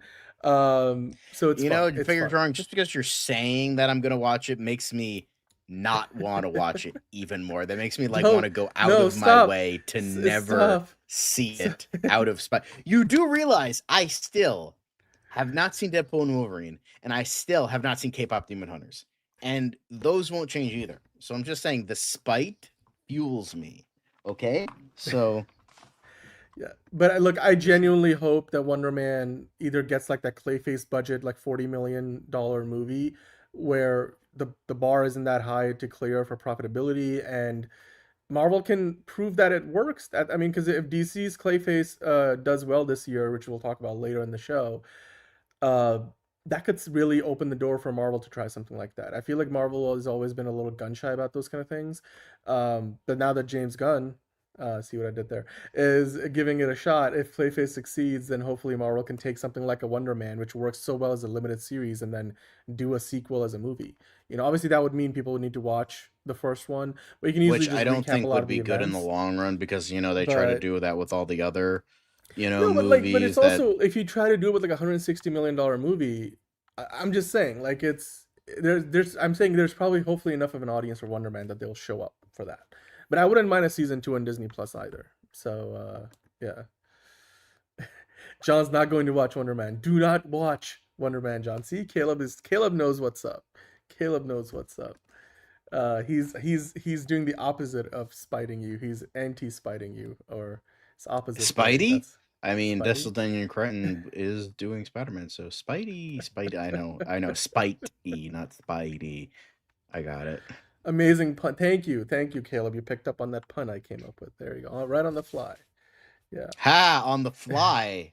Oh, Spidey, Spider. yeah. We got it. I'm on We're a roll good. right now. Yeah, I'm on a roll. Yes. Right now. If Dan says Doomsday is lame, I would not advise you to watch it. See, I mean, okay, fair enough. Thank you for your drawing. It's gonna be lame. I already know it's gonna be lame, so I don't need to watch it. Well, John, I think we're done with the Marvel quick hits. And speaking of the quick hits, why don't we get to the real quick hits? Hashtag quick hits or quickies. Hashtag quickies. That's what we usually like to call them. Although John already talked a lot about that kind of thing earlier, but now we're going to talk about this kind of thing. Yes, but apparently box office projections were not really important today because apparently there was, with this Super Bowl weekend, nobody really cares about going to the movies because everyone wants to see like muscular men grope and like touch each other in all sorts of ways and moan and grunt. I'm not talking about gay porn. I'm talking about football, guys. I thought you were talking about heated rivalry for a second. The gayest thing ever. Like, the only thing gayer than football is like wrestling. That's like, you say that as like as a football fan too, like you follow the Giants. I'm not really a big football fan. Okay, all right. Well, I'm more of a sports I actually guy don't fan really myself, watch a lot of sports anymore. I don't like. I almost never do because it's just like my teams suck. What's the point? Like I know they're gonna suck. They suck. So it's like there you go. It's whatever. And you were the one defending the Giants the other day. I'm like, I was, but the thing is, I can say they suck. Nobody else can say they suck because I'm a fan. I can say that. If somebody else says they suck, then you're gonna get my fists. So. All right, cool. Good to know.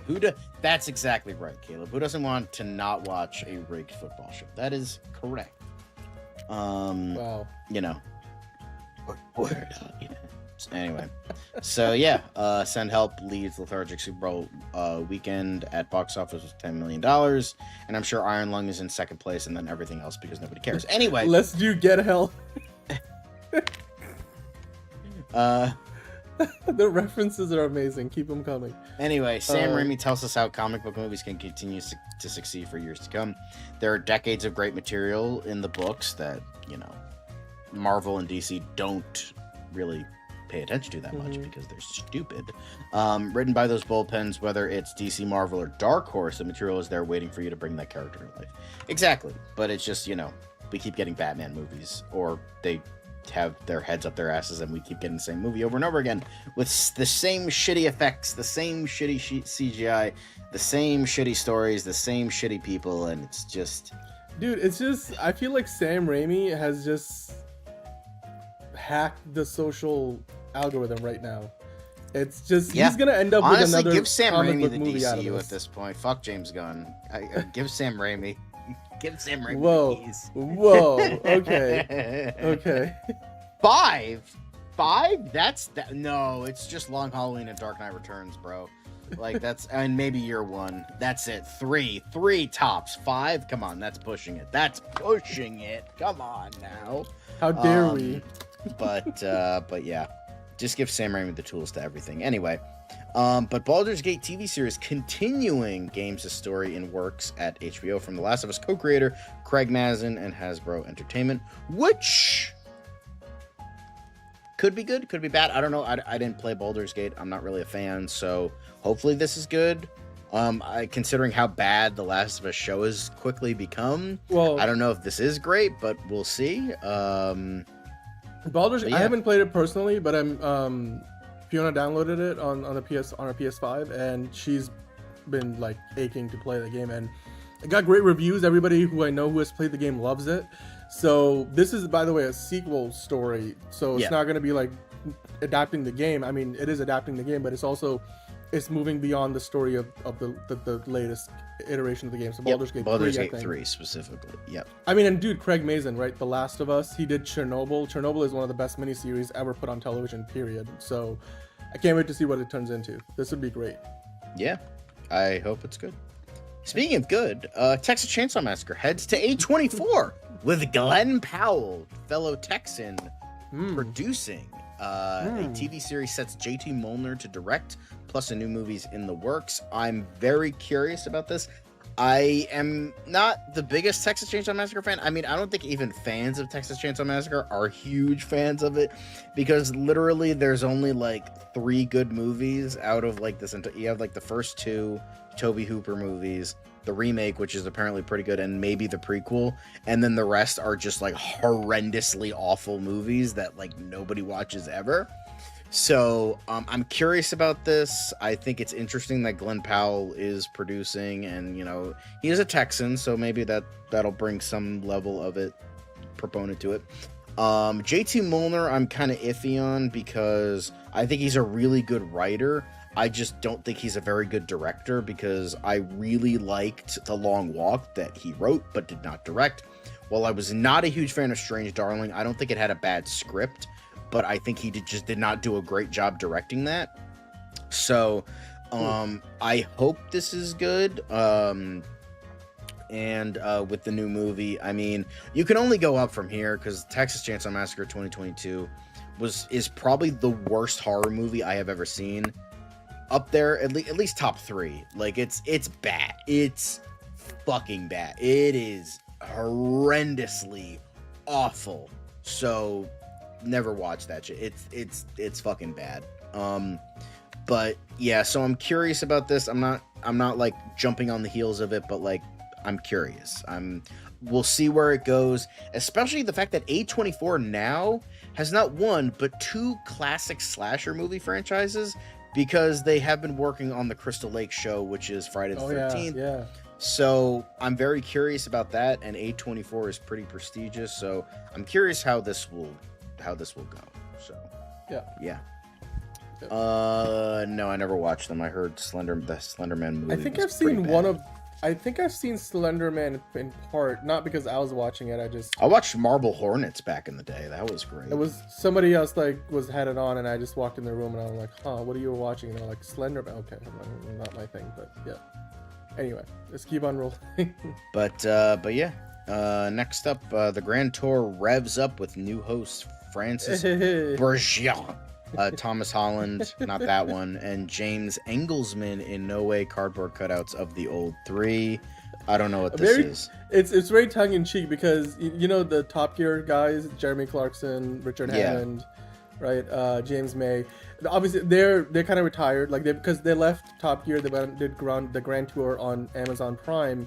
And then I think it was last year or the year before. I think it might have been last year, where they did like the final like run on the Grand Tour. And I mean, you know, Jeremy Clarkson still has like a show like where Jeremy Clarkson Farm, and he's got an actual restaurant like where he literally from farm to table in the UK, which I've heard is not that amazing, but like from people, like I work with a couple of production people who were from the UK last year, and they were like, yeah, it's a little overrated and the wait lines are really long. But anyway, the point is, it looks like Amazon Prime is kind of tongue-in-cheek bringing back the Grand Tour, kind of like doing what they tried to do at BBC with the Top Gear once those guys left, and completely failed. That's a whole rabbit hole you could go down. But I guess Amazon Prime is doing a more tongue-in-cheek thing of like, we're gonna literally get guys who feel and look like younger versions of those hosts, and really be, you know, very tongue-in-cheek about it, and then see if it works. You know, if it doesn't, I'm sure there's no skin off their back. So. It looks interesting. If you're a car fan or like car, you know, reviews, and if you love the Top Gear shows back in the day, or the Grand Tour with, you know, the Jeremy Clarkson, there's more of this coming out. Anyway, Teyana Taylor's apparently directing now, and you know, and David Cornsweet is getting an NFL drama. They both get release dates from Paramount. The studio also slated the Brandon Sklenar-led modern day Western The Rescue. Man just keeps doing Westerns and untitled event horror picks. So yeah. By the way, cool. I think the one from David Cornsweet is about like, wasn't it the last person to get drafted? I forget the name of the movie, but it's coming out December 25th. Mr. Irrelevant. John Tuggle, after being picked last in the 1983 draft by the New York Giants. Jonathan Levine directs a cast that includes Michael Shannon and Isabel May. Tuggle, who died of cancer in 1986, played for a single season but had a large impact on his team. So you know the fucking Snyder fans are just gonna have a field day with David Corenswet playing someone called Mr. Irrelevant. It's like, wow, he's only been Superman once and he's already irrelevant. Can't wait for that. Can't wait for that. So, you know, win some, lose some. There you go. But yeah, M. Night Shyamalan's Nicholas Sparks movie moves to 2027 release date. Jake Gyllenhaal and Phoebe Dynevor star in Remain, a prospective Valentine's Day offering via Warner Brothers. So this will probably be dog shit because Nicholas Sparks. So yeah. Yeah, because isn't M. Night producing this? Yeah, so who cares? Yeah. Who cares? Yeah. Not that he's been directing much good stuff of late anyway. But it's good schlock. You know, it's schlock, but it's fun schlock. Anyway, Timothy Chalamet's Marty Supreme is apparently getting a China theatrical release. Huh. Interesting. I guess. Possibly. Maybe. I don't know. Maybe this means something. Maybe it doesn't. I don't know if this means anything. Probably not. This has been in the works for a while, it seems, and this looks like a confirmation of that. So yeah, it'll be interesting. Let's see what it turns into. I mean, if it does make any money or not. You know, yeah. But yeah, Javier Bardem and Kate Hudson teaming for rom-com Hello and Paris from writer-director Elizabeth Chumko and Brooklyn producer Finola Dwyer. Hey, I'll take Hello as long as there's no Emily. As long as there's no Emily, I'm A-okay.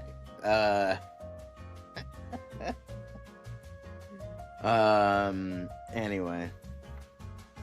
I mean, look, Javier Bardem in a rom-com, come on, that man is insanely handsome, and yeah, Kate Hudson, possibly Oscar nominated, possibly a second-time Oscar winner by the time this comes out, so we'll see. Yeah. Looks interesting. Anyway.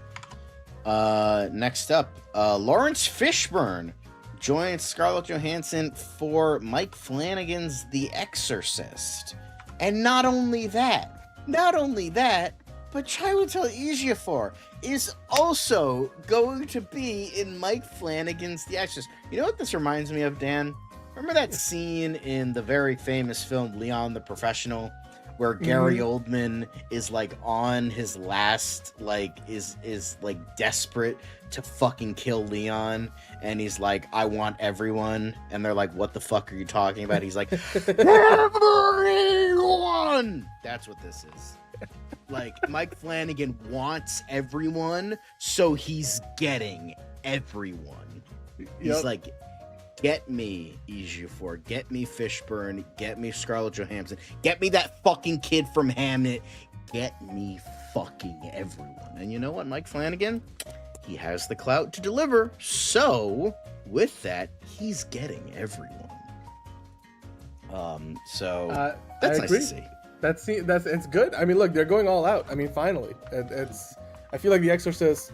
It's you know, there's been plenty of horror franchises that have tried to come back and left a bad taste. I mean, The Exorcist was one of them. Remember the David Gordon Green film? Everybody, we try not to. Yeah. So yeah.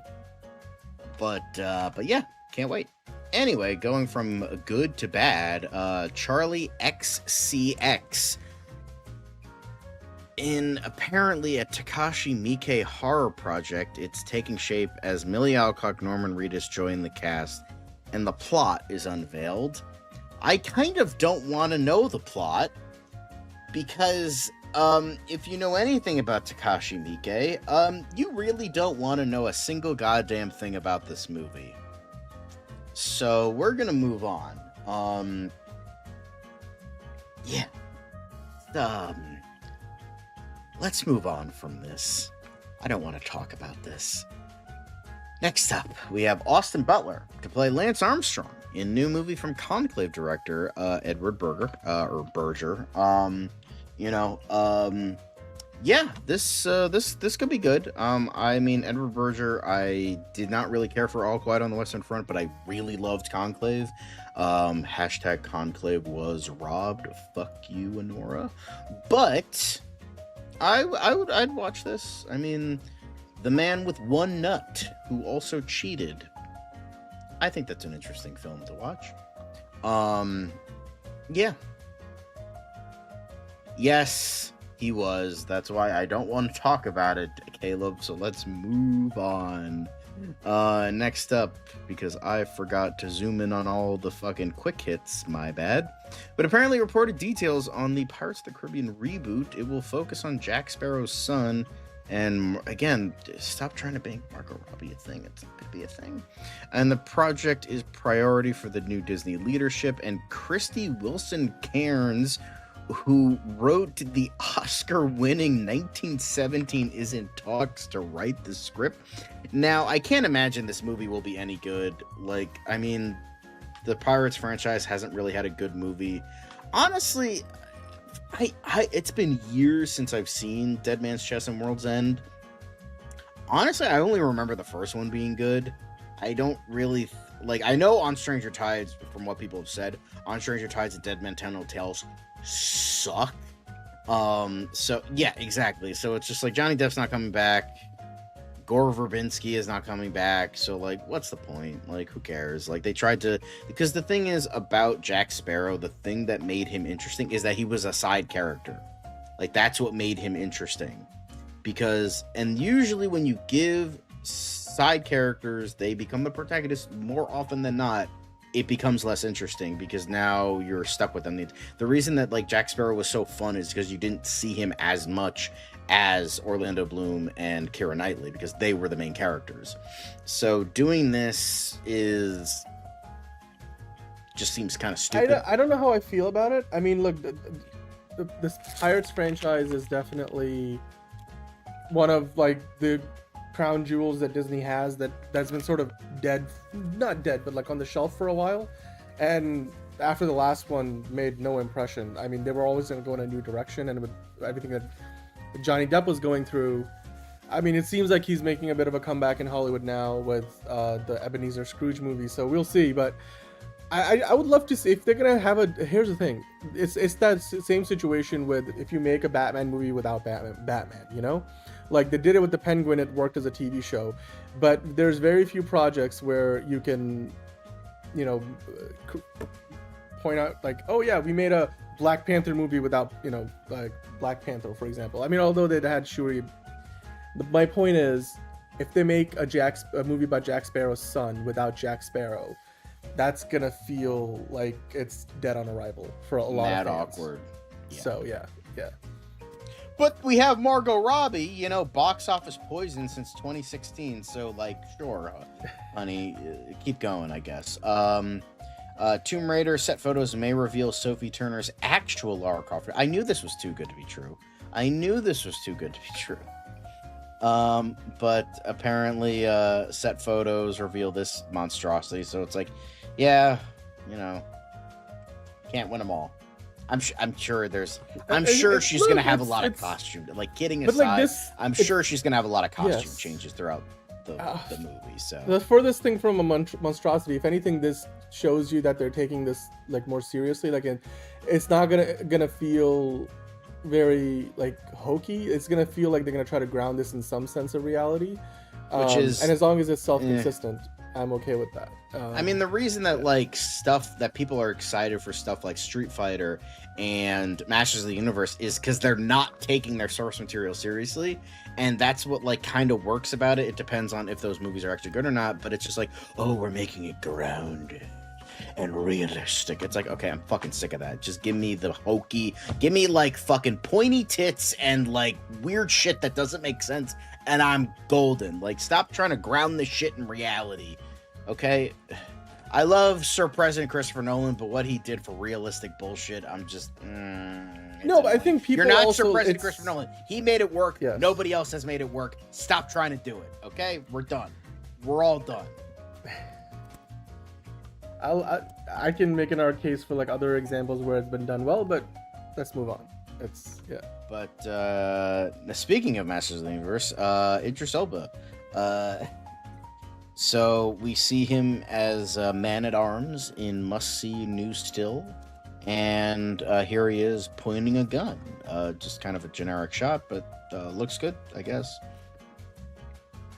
It's not something that blew me away, but I mean, Idris Elba talked about how he grew up with a lot of the characters from He-Man, just all Masters of the Universe, just He-Man included, that he used to have as action figures, and so for him, there's a real personal connection to this, and it's sort of like a dream come true. It's very much like a bucket list kind of, and I can relate to that. It's like, if you've been acting for a long time and you're at this stage of your career and you get to do this, and it's something that you grew up with, there's not many pieces of IP like that today, where actors like Idris Elba, who are well established, can say, I grew up loving that and now I'm a part of it. But it's because so many things have been done before, even He-Man too, and the Master of the Universe. Idris.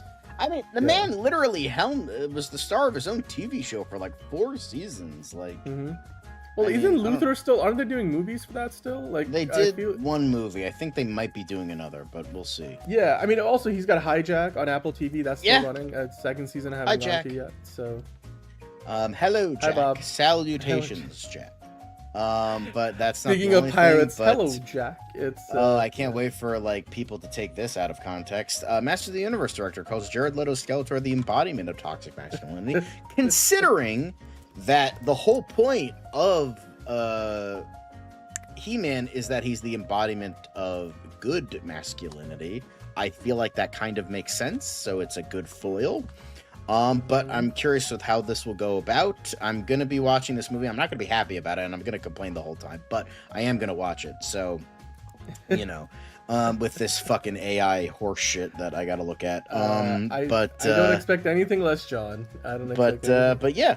I think this is this makes sense to me. I don't know if you have anything else to add. No, it's again, the headline is clearly a little clickbaity, but yeah, it like you said, John, it adds up with the lore, and I mean, I don't even know if we're gonna see Jared Leto's face in this. It looks like he's gonna be in the costume the whole time, and that might be for the better of this movie. Nothing against Jared Leto, but maybe considering his reputation of late. And that's the thing that's... But hey, this just goes to show that Jared Leto, as a toxic masculine asshole, perfectly cast. Perfect casting. Yep. And on that note, we move on. But G-Kids acquires U.S. distribution rights to Shoji... I'm probably going to mispronounce this. I apologize. Shoji Kawamori's Labyrinth. I don't think I heard of this film. Usually, I gotta go to my Weeb hookup to see if he's heard of this. But I don't know. Could be good, could be bad. I've never heard of it before now. So no, this is great. I mean, there's also, I mean, G-Kids has been doing anime remakes as well from the 80s and 90s, I think, and so they have a pretty good track record. And Labyrinth. I think I talked to Fiona about this. I don't know. It looks interesting. I just wanted to kind of give a shout out to the anime genre, which not even just a genre at this point. It's just one of the most popular forms of entertainment. So there we go. Yeah. Not the other Labyrinth, Caleb. Not David Bowie Labyrinth or Pan's Labyrinth, but AMPAS creates Academy Studios promotes Jennifer Davidson. In her new role, the longtime marketing and communications officer will oversee the Academy's new production arm. So the AMPAS stands for Academy of Motion Picture Arts and Sciences. They give out the Oscars. So they now have their own little studio, like Academy Studios. So like, when Marvel created Marvel Studios, the Academy now has their, which I guess they'll use that to do their production in-house, maybe do other things. And, more ways for them to make money, which the Academy can always use more of. I mean, their biggest source of income are the Oscars every year, which they just got a new deal with with YouTube. YouTube got that deal, right? So, starting in a couple of years' time, this is good for them. Yeah. But next up, get out of here. Here we have Conan O'Brien prepping for hosting the Oscars once again. Thank God, we have a good host again. Just give him like a lease. Give him like a 10-year lease. It seems like they are making fun of the Nicole Kidman AMC promo, which I love to see it because fuck that promo. I have to see it every fucking time I go see the movie. Go see my movies, especially the fucking breakdancing coke ad. fuck the breakdancing cokehead. Fuck Nicole Kidman. This is why Tom Cruise divorced your ass. Anyway, will say I'm excited for this though. Yeah. Like, even though the Oscars is one giant pretentious circle jerk, I am still excited because Conan O'Brien will at least make the pain slightly more bearable, because I thought his who monologue doesn't was love great. Actually, I do know someone who hates Conan O'Brien, so that's beside the point, but I'm excited for this. Yeah, well, the Oscars will be live March 15th. One of the Yes. last few Day after on Pi ABC. Yeah, absolutely, Pi Day. But yeah, laughter feels good in a place like this. I mean, look, Conan did a great job of being understated when he needed to be, and landing the jokes when he needed. So I think he did a great job last year. He's got like that old school vibe to him. So I like it to see more Conan. I'd love to see him continue to host for like the next 10 years if he could. So yeah, he leads with love, as Eric said. But next up, we have Bill Nye the Science Guy receiving a Lifetime Achievement Honor at the 4th Annual Children's and Family Emmy Awards. Congrats, Bill Nye. That's awesome, man. That's awesome. I'm about to order my Emmy from last year. Took me like a year to actually get around to getting it. Basically, unless you go to like one of the big award shows, you kind of have to like pay for it yourself. So hopefully Bill Nye will just get one. You know, it's great. The Lifetime Achievement honors, that's great. I mean, Bill Nye is probably the OG science communicator at this point. I mean, you know, there's other examples, but yeah.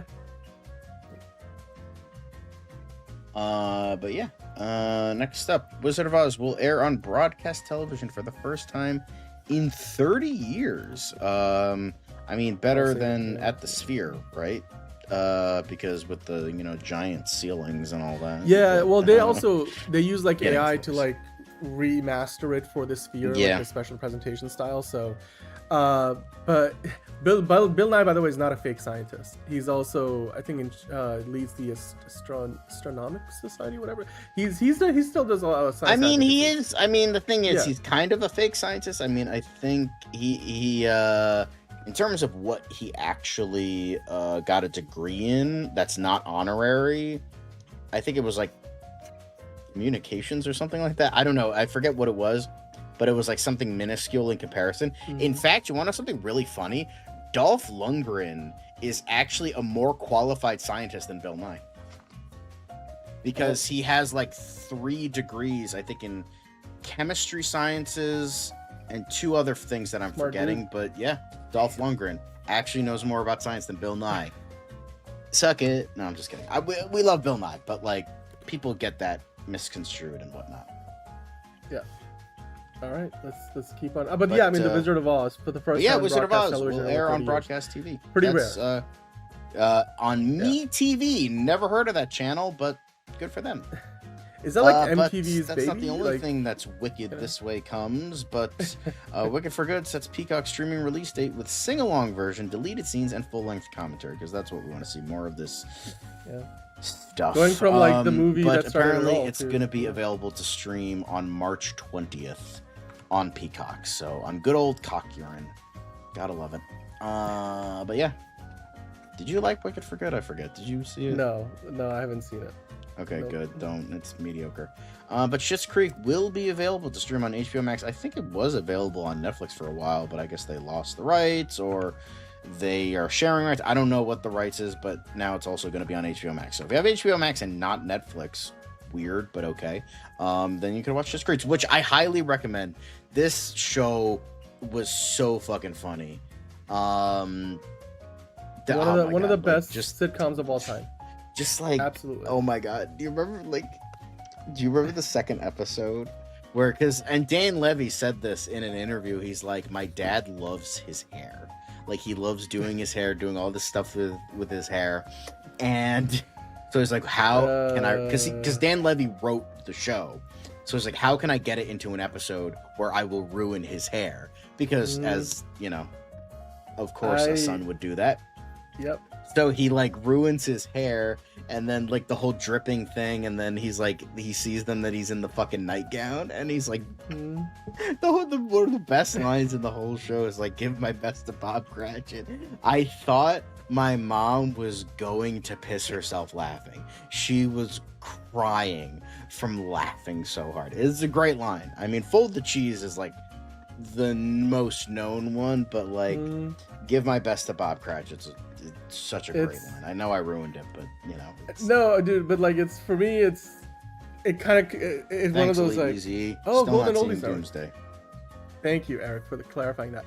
For me, it was kind of like close to home because I also do my hair very carefully. I've been known for that over the years, so I'm like very like so I was like relating to it on a very personal cringe level. In terms of like, oh yeah, like yeah, it's hilarious, but also I would be doing the same thing. So yeah, but anyway, let's keep on going. It's good again. Schitt's Creek, one of the best sitcoms ever made, and certainly of like the 21st century. Like if you haven't seen it yet, please go find some time and check it out. It used to be on Netflix. I think now it's going to be on HBO Max. So yeah. All right. But we have one more quick hit. The Westminster Dog Show honors Catherine O'Hara and her Best in Show legacy, a true legend, timeless talent, and icon. So this was very nice to see. Not the first tribute and won't be the last for the great late Catherine O'Hara. So this was nice to see. Yeah, no, absolutely. Yeah, just heartfelt, and that's a great way to end the quickest today. Catherine O'Hara will still, it doesn't feel real. I mean, I think like we talked about it like when we first got the news, and it's now been a week, more than a week, almost 2 weeks now, I feel like. And it's kind of like, to me, similar to like, just there's, like it doesn't feel real. Like Zelda's like, it's like not until you start thinking about it, because like there's that whole thing of like I can only imagine what her friends, family, and people like Macaulay Culkin, like he's like, I'm never gonna be able to talk to her again, or call and get her to pick up. Like it will go. So there's just a lot of these moments, and then those are the moments that get you. So yeah, but we all miss Catherine O'Hara, and we will continue to live, continue to hold her legacy in high regard, because she certainly, of course, has left a huge mark on all of us. And yeah, from Home Alone to Schitt's Creek and everything in between. Thank you. So yeah, that's the news. With that, John, we got to get onto the DC side of things, to DCU Daily proper. We do have Fancast Friday coming up after that. We got Spider-Man 5 villains. I just threw up the thumbnail. I think it's one of my best works. So we'll get into DCU Daily coming up though, because it's that time, John. It's DC time. It's another project that's been blessed from the beginning. There's the shot right there. That. Okay, we don't need to see right there. Hey, buddy. Eyes up here. Now you want to get nuts? Let's get nuts. Here we go. Victory mine. Ask me how am I doing? I'm telling you, really, I'm doing sublime. I never wait in a stewardess line. I just go do it. I'm moving my time. Really had nothing to do with it. How am I moving? I'm moving like you want to shine. Follow my lead. Don't listen to lies. I had to put me all in the line. That's why I know that victory's mine. I prefer Jared Leto. Hunka hunka.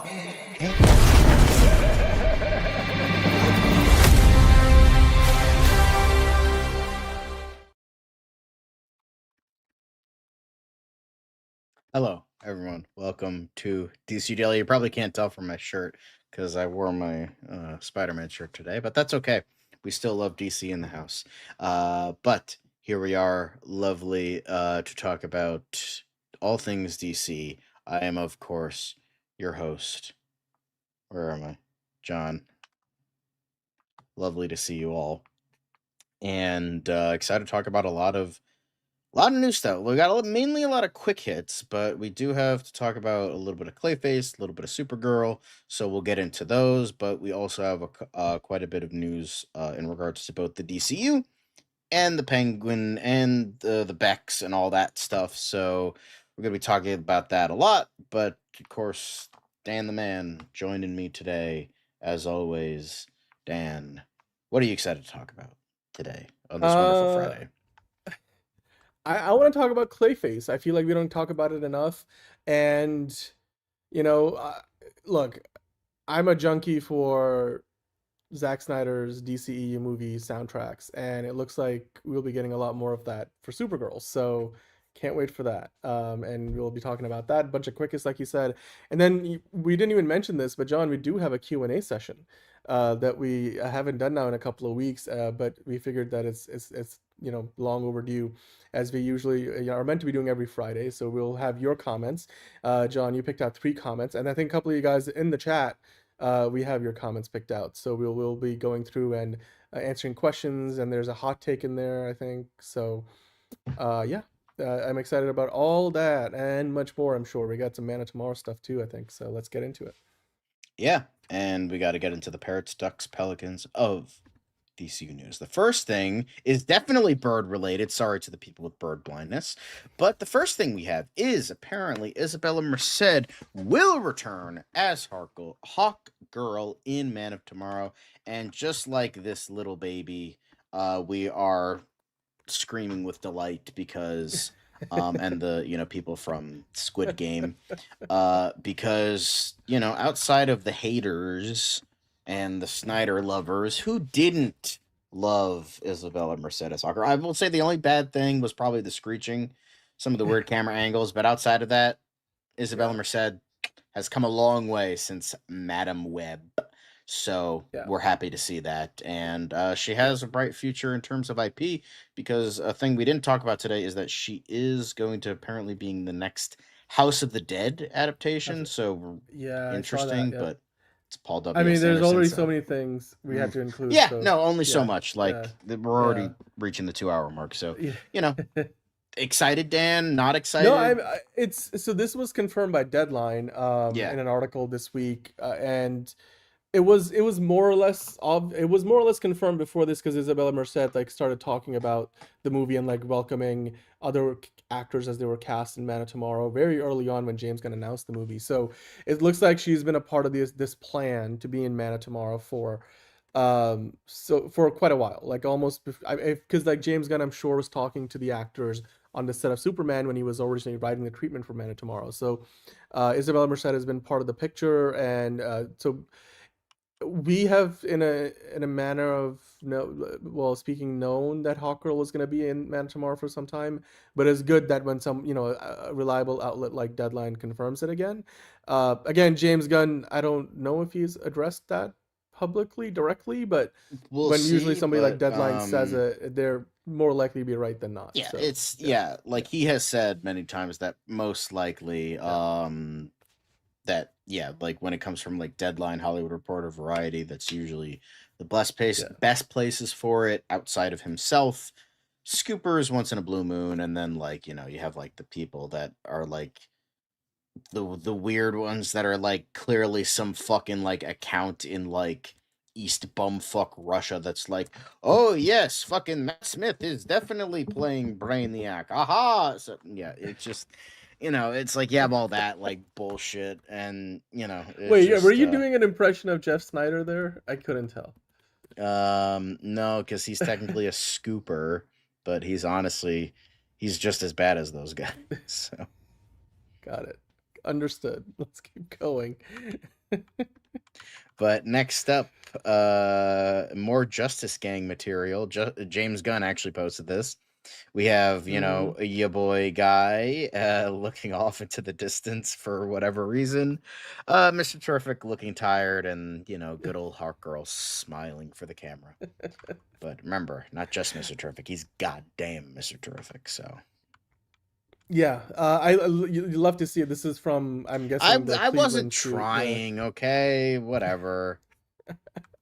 And also, it just goes to show you the personality of these actors. Nathan Fillion, I think, is the most experienced of the bunch, and he's always known to be someone who's sort of very welcoming, and you kind of feel his presence in the room, but he's not intimidating, and you can kind of see that here. He's probably keeping up everybody's spirits even on long shoot days. But yeah, Eddie Kategi and Isabella Merced. I want to see how the Justice Gang evolves in Man of Tomorrow, because I'm sure if you're going to get Hawkgirl, we probably will get the other two in some capacity. And I'd love to see, you know, if they're going to see the same costumes, or if we're gonna see Metamorpho, like so it'll be interesting to see how it all works. Next up, complete upgrade of James Gunn's Superman suit. What do you think? I don't know about complete upgrade.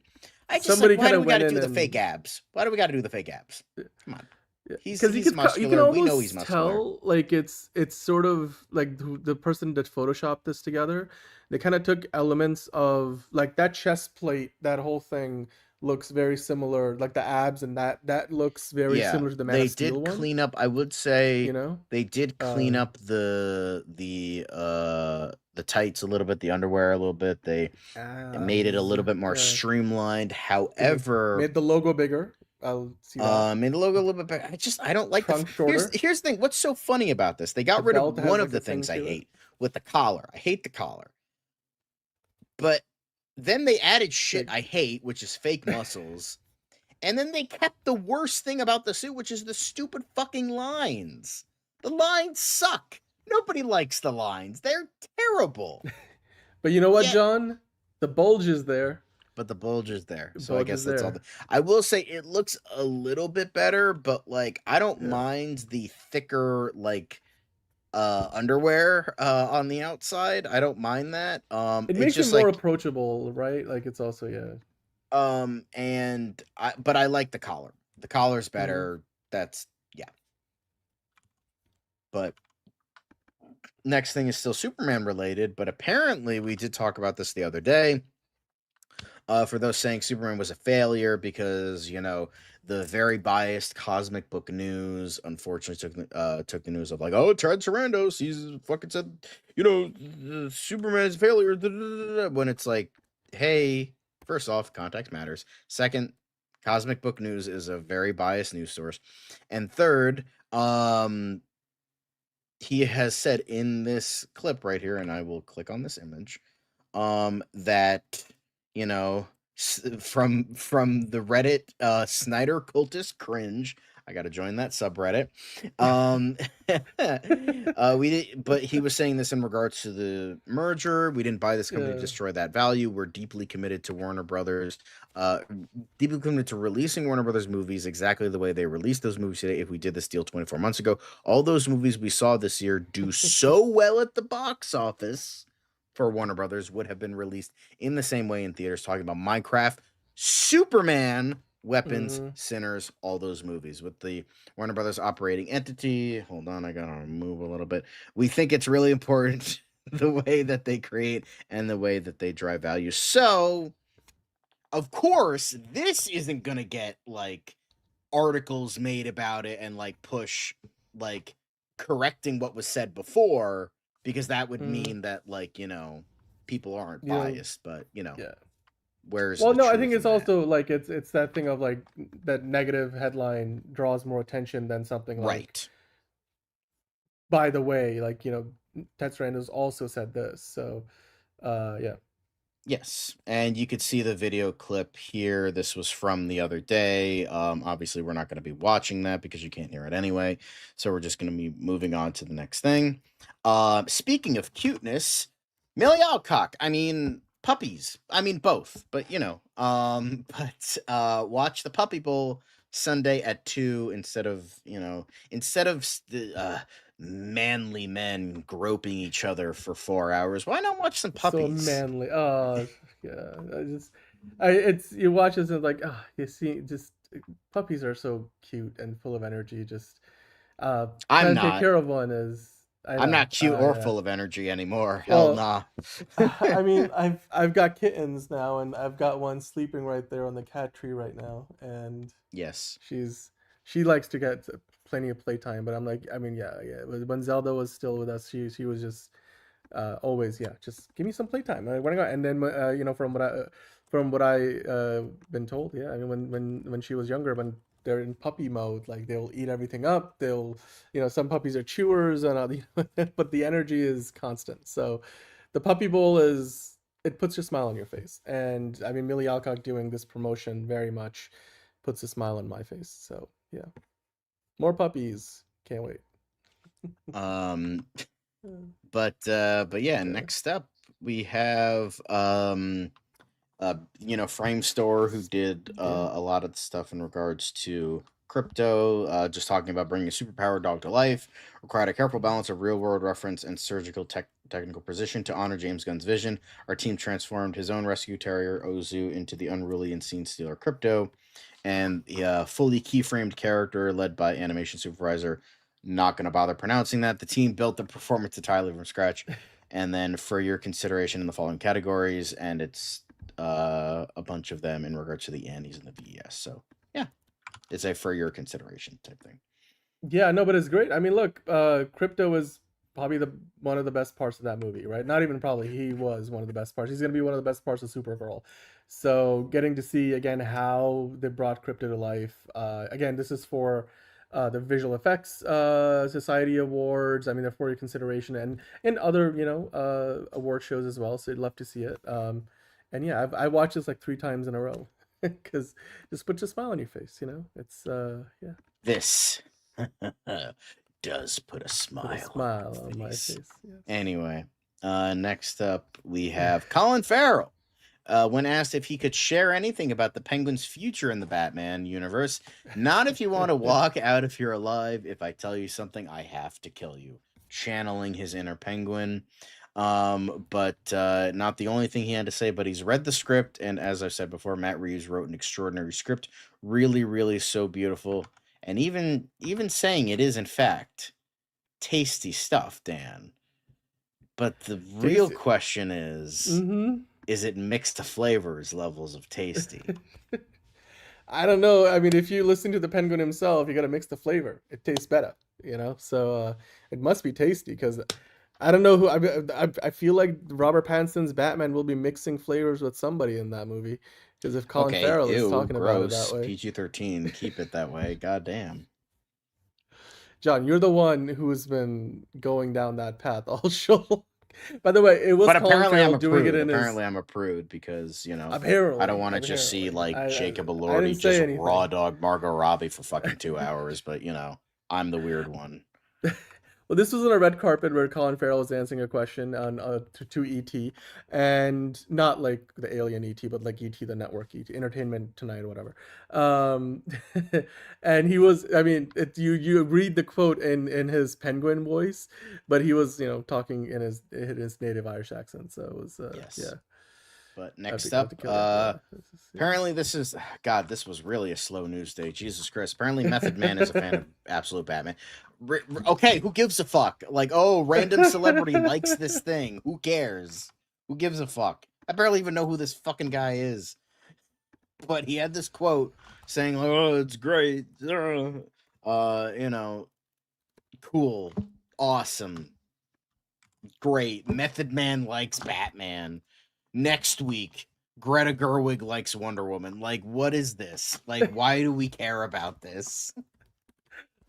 That would be significant, though, right? Like, if we did find out that Greta Gerwig likes Wonder Woman, because I don't know, that was just the first female, like, fucking, I don't know. I'm just saying, like, then people would be like, oh, so is she gonna direct the DCU Wonder Woman? Well, we already did a fan casting. Who's a fucking nobody?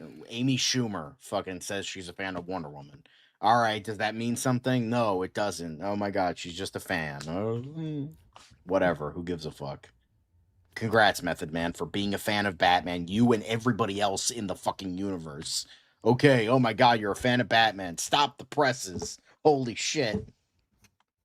Talk about Mr. Irrelevant over here. Okay, we get it, John. Let's move on. Nothing gets Method Man. It's just like, I don't give a fuck. I get it. But speaking of giving a fuck, Jorge Jimenez, in just a few days, we have a new Batman issue. Are you ready?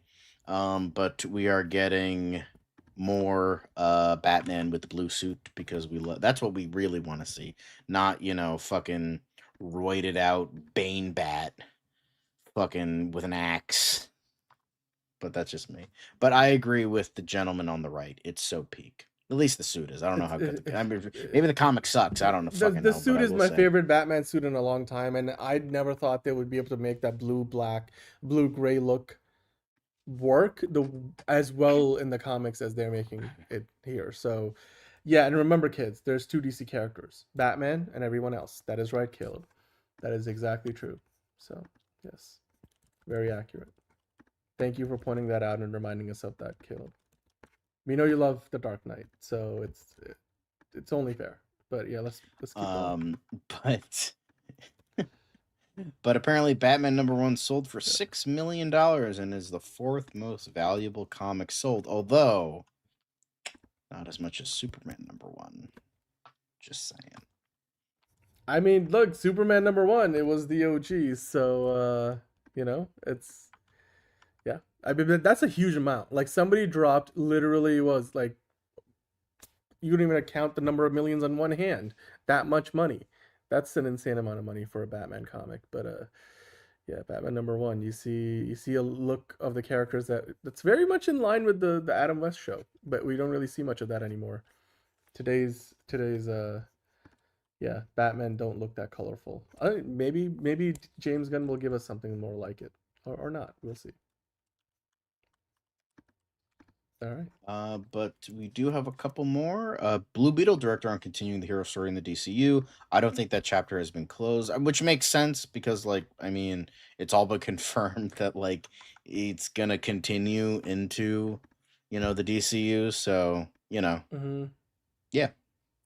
Yeah, no, it's good because Angel Manuel Soto just directed it. I forget what's the movie that he just directed. I think is he the one who directed the Crime 101? Is that why we're hearing? Because he's been doing a bunch of interviews I recently. think so. Let's see, Angel Manuel Soto. Blue Beetle. No, The Wrecking Crew, the Jason Momoa and Dave Bautista movie. That's on Amazon Prime. That's what he directed. So he's been doing a lot of interviews for that, and as part of that, I knew it was some generic something or other that he was directing, but I want to see more Guillermo Dueña as Blue Beetle. I think he was perfectly cast. Just the movie could have been a little bit better, but it was good for like a starting point. Hopefully, to catapult off into something better. But yeah, I think it would be great to see him continue in the role. I mean, for me, it's simply the idea that we take probably what was, in my opinion, not maybe the best movie from 2023 of the last of the DCEU films, but probably the best character to come out of that year.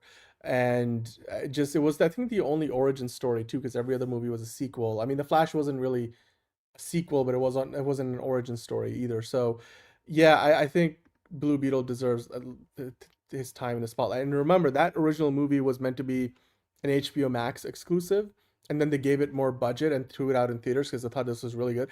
So this is the same Warner Brothers that was like, Batgirl sucks. We're gonna take a tax what was a tax rebate on it, but Blue Beetle, let's give it an extra 25-30 million, and because it's good enough.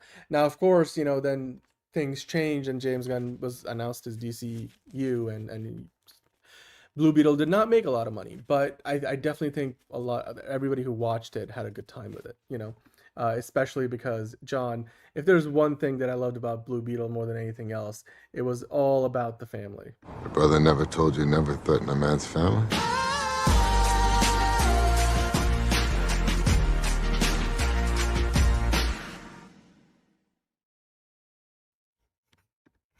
Yeah. And that's especially relevant because I just put up a Tier List Tuesday poll on the channel. You guys can go to the YouTube community post section, and one of the options is the Fast and Furious movies that we can do a tier list. But ride's not quite over yet because we have one more quick hit. The thing I'm excited about is the better look at the popcorn buckets that are going to be available at AMC. Each bucket is priced at $21, and there's, I believe, 6 of them, so it's $126 in total, which, considering popcorn buckets, that's not too bad. That's not, no. I spend more on the Herbie, or... the Herbie and the fucking trap, the ghost trap from the Ghostbusters movie, those cost more. But these include a collectible card and include a lanyard. So this is for Action Comics #1, which includes the introduction of Supergirl. There you go, and I believe Superman fighting some robots. Then you have the Batman #1 and with the collective card with Detective Comics #27, as well as the Joker's 5-Way Revenge, which essentially revived Batman comics at the time. So, and brought the Joker back after being absent from comics for, I think, almost a decade at that point. Then you have Wonder Woman, and then, Sensation Comics when she was introduced, as well as another famous comic from her, Justice League of America, which includes, Brave and the Bold number, I think it was 108. I'm sorry if or number 80. I know there's an 8 in there somewhere, but where the Justice League of America first were introduced, as well as another famous issue from them, as well as, ironically, with the Flash one, it features two different heroes on the collectible card, Hawkman and Green Lantern. I guess they were just trying to get every major Silver Age hero in there. And then finally, we have more Superman. We have Superman #1, as well as a collectible card with got a Kryptonite one and that famous image of Superman on top of the gargoyle looking down at Metropolis. So, yeah, lovely to see, and I can't wait to get all of these and waste my money. Yep, Eric was asking that. I mean, Liz was at a movie theater, as she usually is during the week, and she kind of sent us a bunch of photos of like, "You boys getting any of these?" And John was like, "Yes." So he's getting them all. It's like Pokemons. We got to get them all and then line them up because it will make for a great part. I'm trying to work on a new studio setup that I'll have these up next to the Herbie, all the Superman stuff, and they're classics celebrating the 90th anniversary of DC Comics.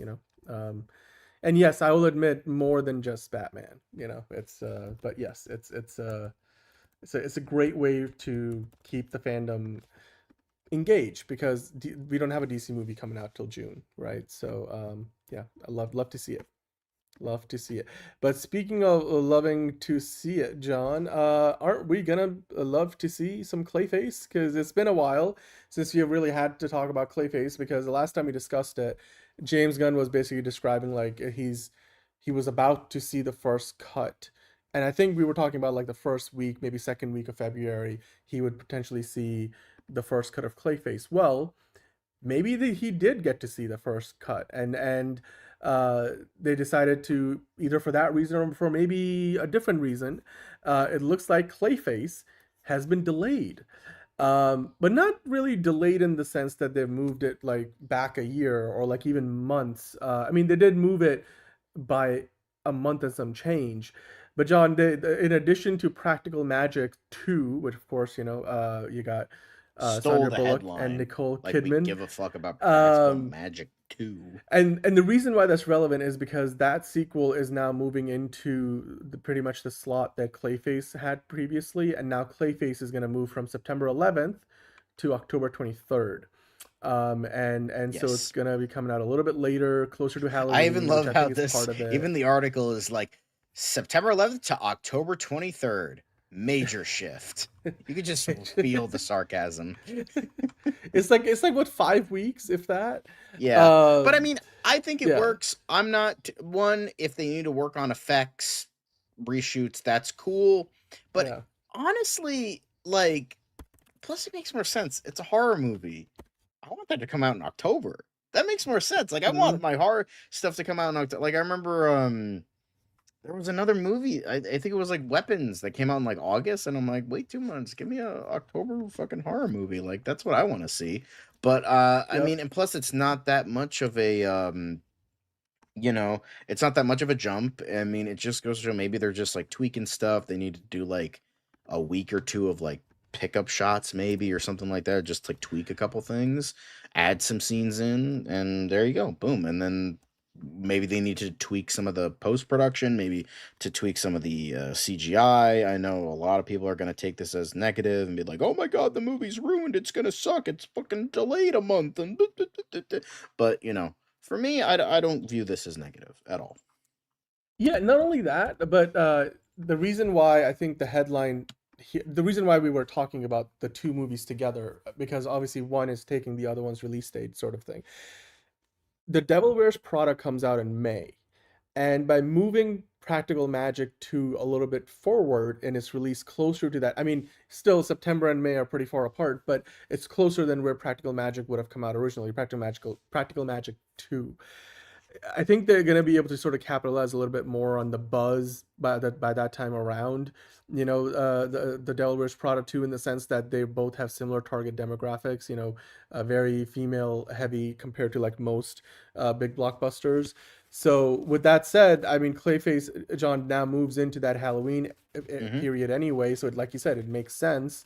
And why not? Why not? Like, I don't think Clayface will do any worse just because it's going to be coming out a few weeks later. And if anything, it gives the people working on the movie I right mean, now in in post-production terms of more what's time coming out to around get it that right. time, is you have the only Yeah. other competition I think is like the Street Fighter movie, but even then, that's not much. It's two very different demographics, so I don't think that's gonna like kill them or anything. So yeah, Yeah, well, let me actually. Okay, so let's take a look quick. I'm looking at the schedule right now on firstshowing.net. You guys go check that out. The great website for reference.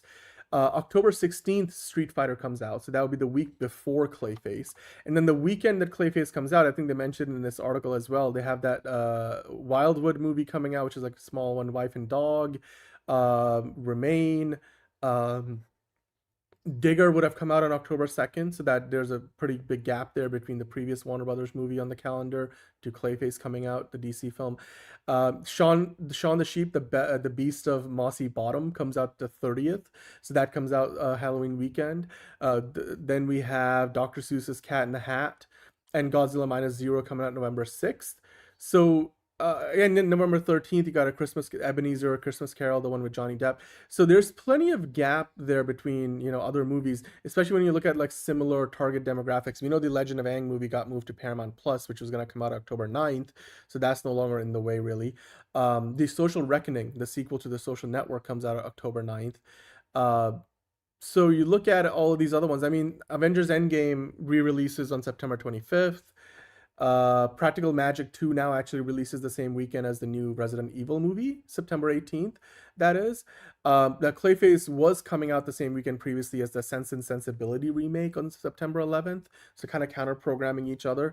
Now Sense and Sensibility kind of comes out, alongside Practical Magic 2, because they moved it forward by a week. So September 18th, Resident Evil will be by itself, and then October 23rd will be Clayface. So, yeah, looking at the schedule, there's not a lot of direct competition. I don't think this hurts Clayface. Clayface is going to need to sink and swim on its own merits, and I don't think Street Fighter is going to overshadow it too much. I think a 1 week gap is enough time. Street Fighter is probably going to be the type of movie that, unless it completely sidesteps all of our expectations, it's kind of be like Mortal Kombat, probably, where it does really well opening weekend and then it's sort of like downhill from there and it's going to decline quickly. So Clayface will have room to breathe, and then even after it comes out, there's not a lot of other big movies coming out for a couple of weeks. With that combined with the budget of Clayface, you've talked about 40 million odd. It doesn't need to make $500 million to be successful. Like Clayface could finish with 200 million or less, even though anything over 150 million.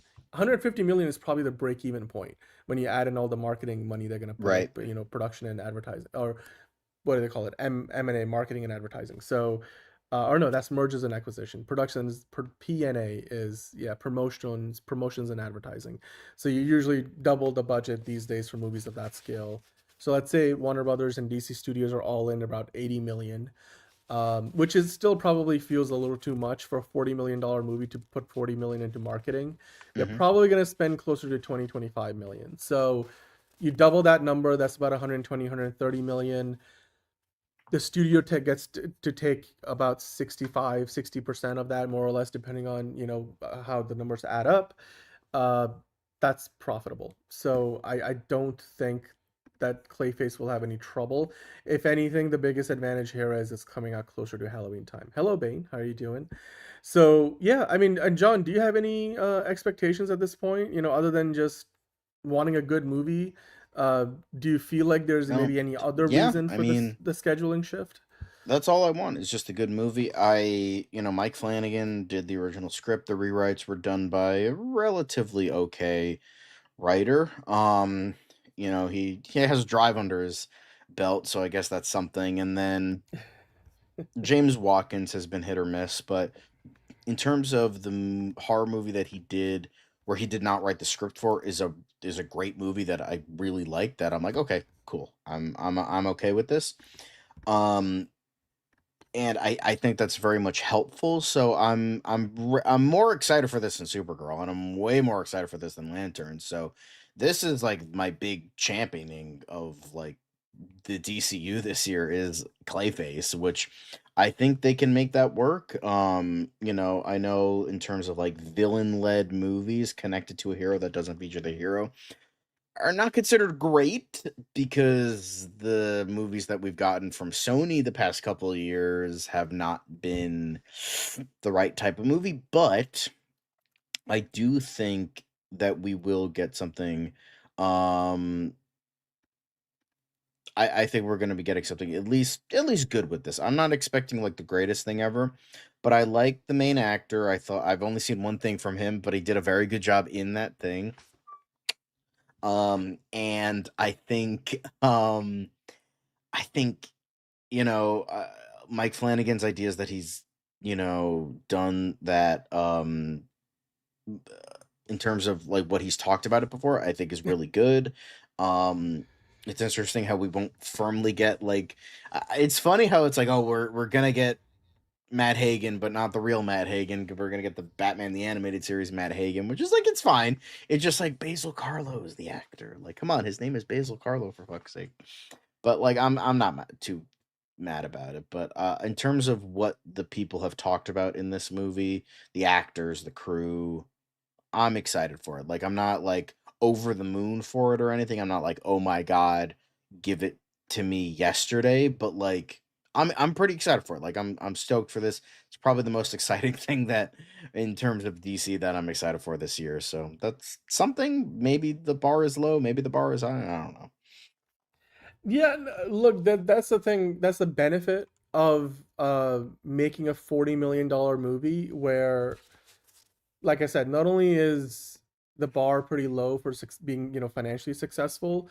Like, I can easily imagine this movie, if it was $100 million movie, it would have great reviews. Let's say it has great reviews, and the audiences love it, but it finishes with a box office of, I don't know, 150 million.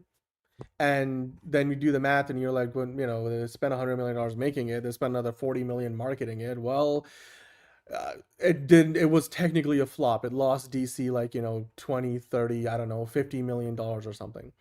Or maybe it will be profitable once it is out of theaters with everything else. But the thing is, Clayface isn't really a character that you're gonna expect to sell a ton of merchandise with, not unless something unusually like toyetic comes out of the movie that people like are just wanting to just clean the shelves out on. But yeah, by setting the budget to be around 40 million, which I feel like we're harping on the same point, but it's not just Clayface. Like this here, Clayface, if it breaks through and does well, I'm not saying it's gonna become like the rule. It would still be the exception, not the rule for the time being, but it will be like Deadpool. Like Deadpool opened the floodgates on the idea of being able to make rated R mainstream, you know, superhero movies. Like a big studio tentpole could be rated R and not be automatically dead on arrival, because up until Deadpool did it, which then led to Marvel or Fox at the time being able to greenlight Logan as a rated R movie, and so thankful for that. It was really just Blade, like as far as Marvel movies or even just general, even when you look at DC as well. But after that, they were like, okay, it works. We got Joker, and like Joker blew the doors off of like what the first Deadpool movie did, the second Deadpool movie in terms of the financially and at the box office. The second Deadpool movie did even better than the first one. The third one made $1 billion, over $1 billion, and now is the highest grossing rated R movie of all time. I think similarly, if Clayface can really hit, and be good critically, be received well critically with the audiences, and be financially successful, not only will that end up hopefully giving us more DC movies, whether they're in the DC or otherwise, like Elseworld stories that are rated R and then made for slightly less money. I think that will open the floodgates from Marvel, like Kevin Feige, to be able to be like, okay, here we're gonna try this, and we don't need to spend 120, 150, 200 million dollars. it can work. And I mean, they've already sort of dabbled with it. I mean, you could say that they've already done the rated R movie, but like they made $1 billion for Deadpool and Wolverine, but that was on a different scale. Uh, I think this could open the floodgates in a way that I think the box office also needs. Because if Marvel and DC could make $40 million superhero movies that are successful financially for them from a profitability standpoint and audience critic reception standpoint, as like the Batman, for example, they can put 4 of those out. I'm not saying they need to put 4 of those out a year, but they could do more of those than, 150, $200 million movies a year. And the economics make sense. The theaters could, get more product, in their walking for people walking in the door. So yeah, I feel like I'm harping on the same thing over and over again, but I think it's important to underscore how important Clayface could be to the future of the superhero cinema. Even more important than I think to the DCU than the success of Supergirl, which Supergirl is important, very important, and we'll talk about Supergirl in a moment. But Clayface, I think, is just underrated in terms of the level of importance it has, not only to the DCU and DC at the movies, DC Studios, but also to Marvel Studios and pretty much superhero cinema as a whole. Like, remember those Hellboy movies that completely shit the bed recently with David Harbour when he was like, I'm not saying that those movies are super memorable, but there's multiple reasons why they failed, but you could make Hellboy movies again potentially, or like have somebody take a chance on it. Right now that's pretty much a no-no, and then if you could do it with a Clayface, who, like you said, John, is a Batman villain, and you're likely not seeing Batman in that movie, then you can do it with anybody. It's kind of like what the first Guardians movie did for Marvel. It opened the gates for them to experiment with more unknown characters. So it doesn't guarantee everything will be successful, but still, it's a good step forward. So yeah. Mm-hmm. But that's not the only thing we have. The last bit of news we have in regards to DC is something Supergirl related. And if I had a nickel for every DCEU person that jumped ship into Supergirl, I'd have 2 nickels, which isn't a lot, but it's weird that it happened twice. But Junkie XL is the second person to jump ship. Ramin Djawadi was previously attached as composer, which, fun fact, he did Doctor Who. Also, the first Iron Man movie, 2008, famously. I remember that score still. I don't, so I'm glad one of us does. But apparently Junkie XL came in to do the film, which is good because Junkie XL is a great composer. Say what you will about, many movies he's done the score for. They are very memorable. Mad Max Fury Road is probably his best. Brothers in Arms, oh, it's such a great track. He did the one. But Batman vs Superman, that yes. Whole, literally everything. Say Wonder Woman about that movie. I've said it enough in the past. However, the score is not one of those bad things. But Deadpool, I don't really remember his Deadpool score. Godzilla vs Kong was damn good as well. But yeah, Junkie XL. Very excited to see what he has in store for. Honestly, because of this, I'm now more excited for the movie. Say it will, but at least it's gonna sound great. Yeah, no, absolutely. And then there was an article in the Polygon.com or on Polygon.com. They were talking about how this is an underrated change, and it can really reveal a lot about the vibes of the movie, because Ramin Djawadi's experience. He did the Game of Thrones theme, iconic Westworld, but you can see that those are more, they're majestic and soundscapes, but they're also more cinematic and slightly less bombastic is the word. Whereas if there's one word you can use to describe Junkie XL's style, it is bombastic. I think while Zack Snyder's Justice League, the Snyder Cut, had its ups and downs, and it was, I thought, largely uneven, but still overall a huge improvement on the theatrical cut. One thing that I just overall loved way more than I loved, Danny Elfman's, just hastily thrown together score for the theatrical Justice League, which, by the way, wasn't entirely Danny Elfman's fault. He was brought in weeks before the movie was going to get released by Joss Whedon. Junkie XL's score for the Snyder Cut is wonderful. It's wonderful. He did the Flash theme when he's traveling back in time. He did the Wonder Woman theme in BVS, the wow, like that was Junkie XL. I know he was working with Hans Zimmer, like it was a collaboration for Batman v Superman, but yeah, it's Junkie XL is somebody who will bring the action. He will make you feel the bombastic nature of the epic adventure that Supergirl is meant to be going on based on the Woman of Tomorrow comic book. And yeah, while Ramin Djawadi did great work and has done great work, I don't think they really told us the reason why they went in this direction. By the way, Junkie XL's real name is Tom Holkenberg. So if you see Tom Holkenberg somewhere, that is also Junkie XL. But yeah, I think it speaks a lot to maybe the feel of the movie. And I think, John, you and I have talked about it a lot.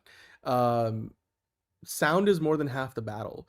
I'm sure there's been plenty of great superhero movies that didn't have the most iconic soundtracks, but when the soundtrack and then the score is just vibing with the visuals, it just elevates everything so much more.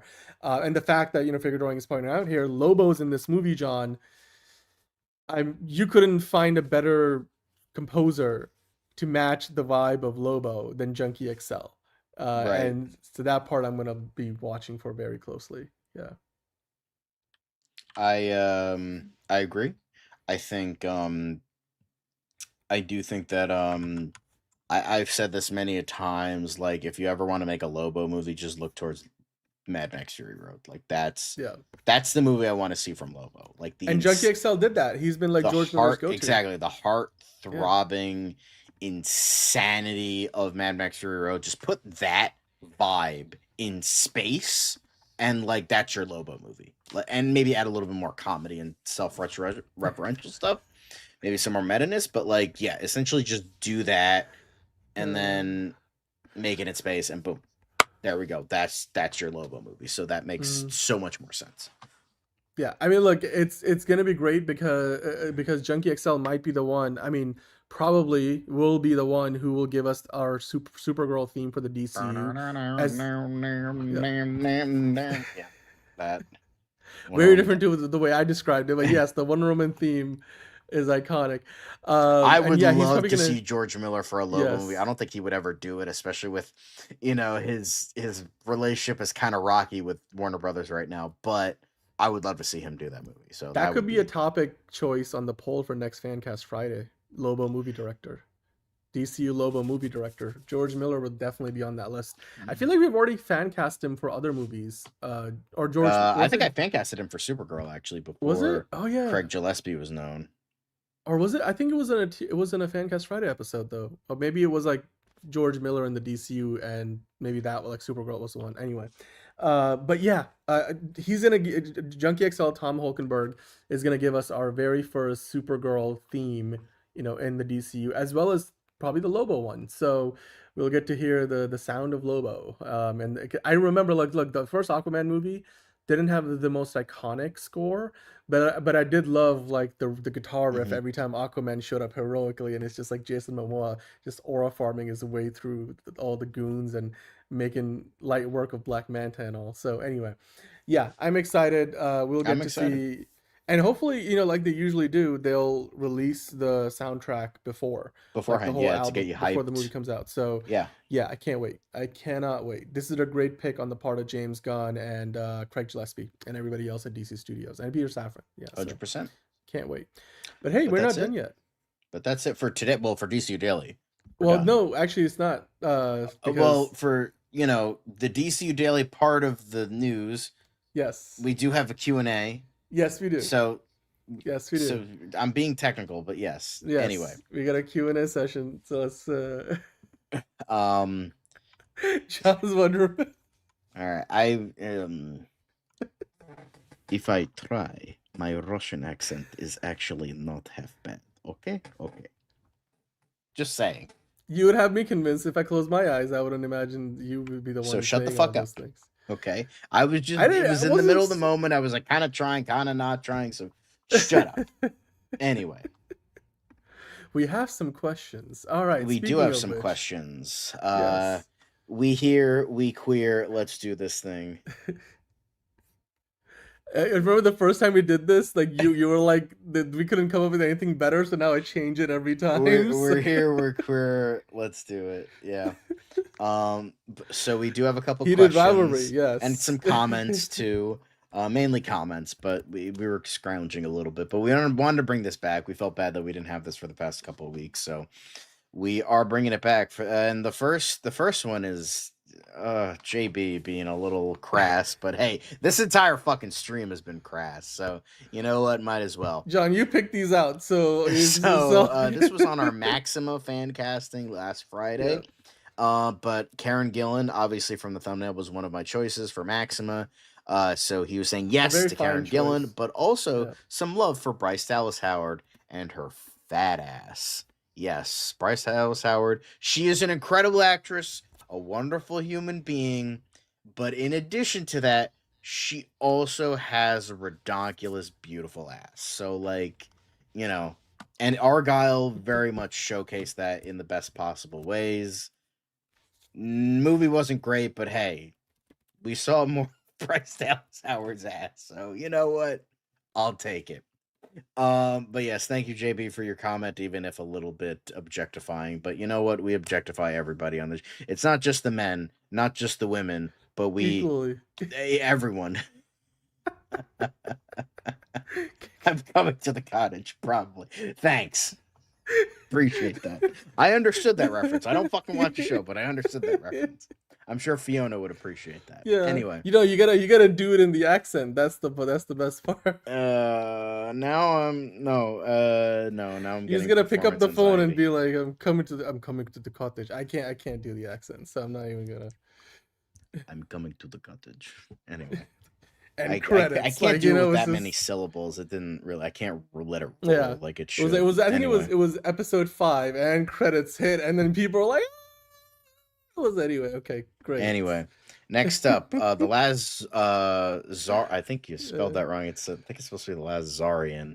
I literally copied and pasted it. Okay, this is the username. The main man. I don't think it's Zarnian. I think it's Zarian. But anyway, the main man. He's showed up a couple times live, but mainly after the fact.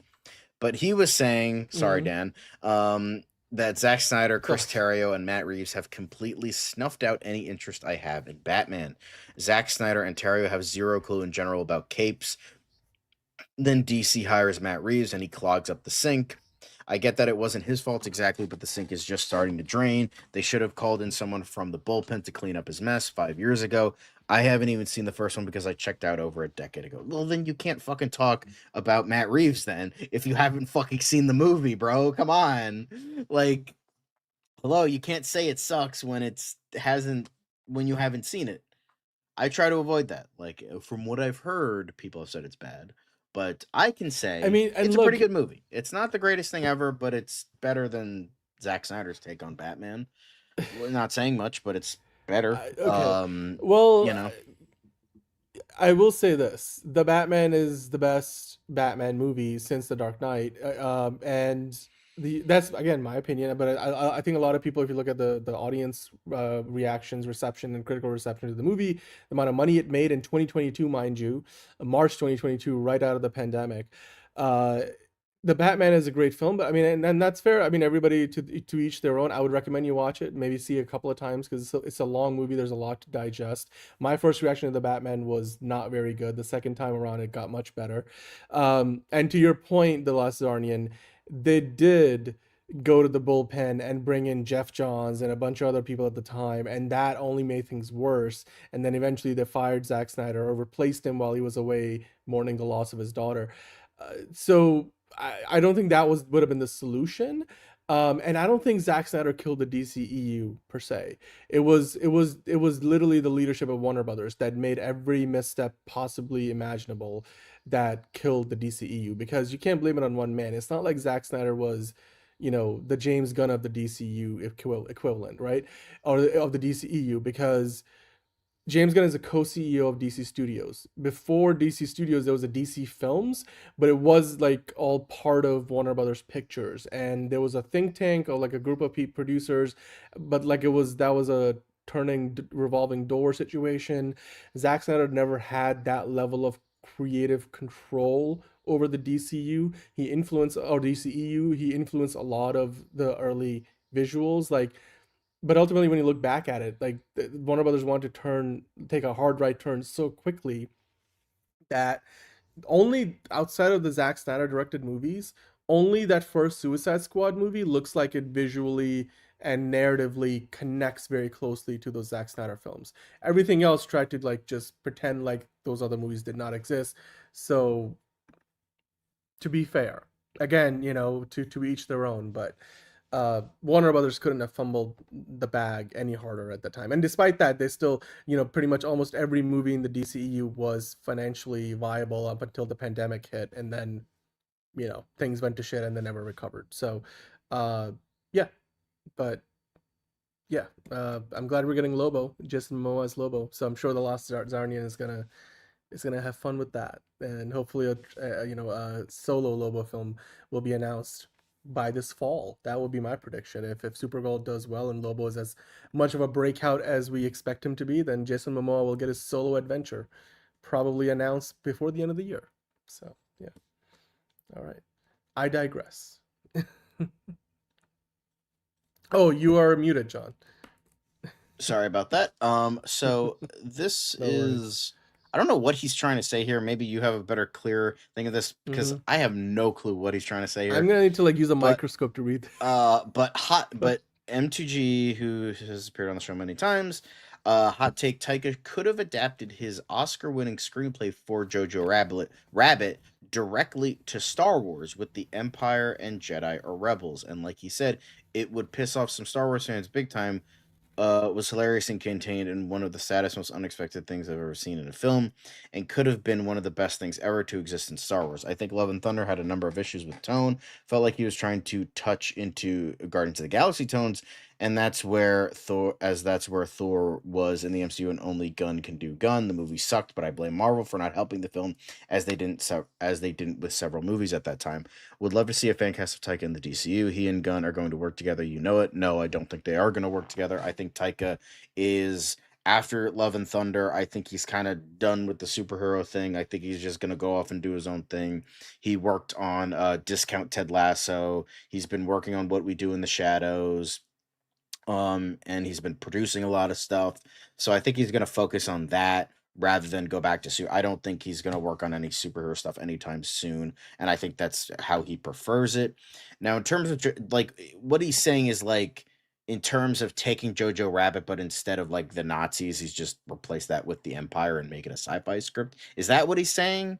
Essentially, Well, just so take. I think I'm he's saying confused that, what he's but trying to there's say there. right. I think I'm because remember we had this whole debate about Taika Waititi because we're talking about a Star Wars script is still alive and well. Here's the thing: we don't know what his Star Wars movie is going to be like, but the fact that he wrote and directed Jojo Rabbit, which I do believe was at least nominated, if not won, for best. It did win. It did win for best adapted original screenplay. Adapted or adapted screenplay? It was adapted. At the book Oscars? is Yeah. it's nothing like the book. So but it's still an amazing adapted. movie. Scarlett Johansson, plays the mother, and then look to give you guys a brief summary of Jojo Rabbit, because Jojo, obviously, it's if you've seen the poster, if you've heard anything about the movie, it's from World War II.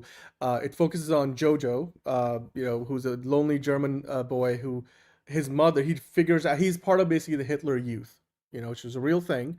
But he feels pretty lonely, and he finds out that his mother, played by Scarlett Johansson, is hiding a Jewish girl in their attic. And now this kid, who's obviously, being part of the Hitler Youth, is just blindly, loyal to the Nazi regime, is having to now, and then the fun part of the movie that kind of this is where Taika inserted a lot of his sense of humor into the movie, which when done right works. Clearly with this movie, you could tell the imaginary friend played by Taika in the movie is Adolf Hitler. So because this kid is so into the idea, and you can imagine a little kid, that's the sense, that's his moral compass, because that's the world that he was living in. But he has to confront, what is he gonna do?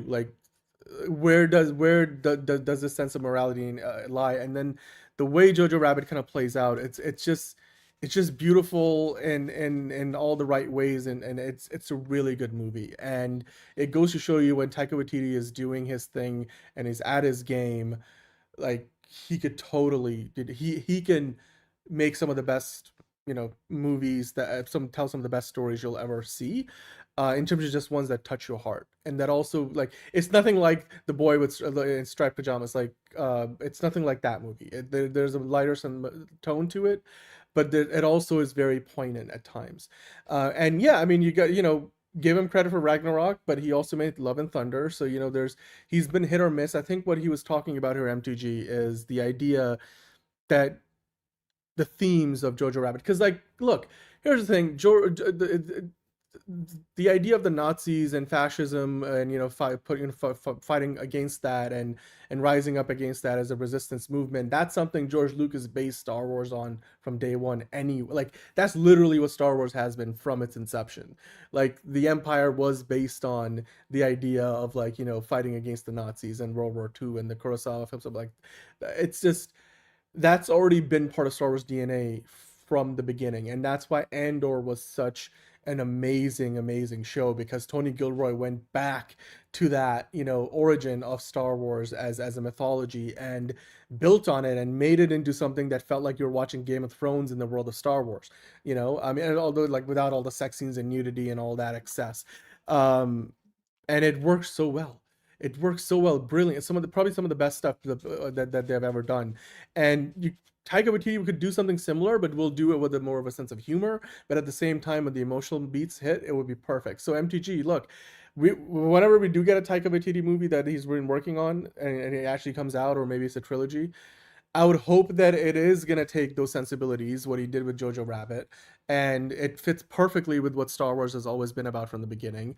And so you'd imagine, if you look at it from that perspective, that Taika Waititi, the guy behind Jojo Rabbit, and Star Wars would be a marriage made in heaven. Like, especially making something that doesn't feel super dark, but, like, has a sense of heart, has a sense of humor, heart, but that darkness that the Star Wars is known for, that has that message that we can relate to and connect to on so many levels. So yeah, if you haven't already seen Jojo Rabbit, you definitely go check it out. But I think it's a huge compliment, if the way I look at it, and I hope that Taika Waititi is thinking along those same lines. Like, if I want to see a Star Wars movie, I would hope that it's closer to the quality level of Jojo Rabbit than it is to the Love and Thunder.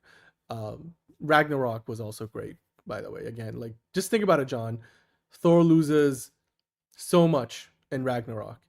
Odin, he loses Asgard. Like, finds out his sister is alive by the evil. It's so much, and yet you don't feel it as much most of the time. Like, they completely did a 180 on Thor's character in that movie, and a lot of it was really dark. And yeah, like, it doesn't feel that way a lot of times. It just works. I mean, again, I love Thor Ragnarok, so I know you may not, but anyway, I digress again. I think MTG is making a good point.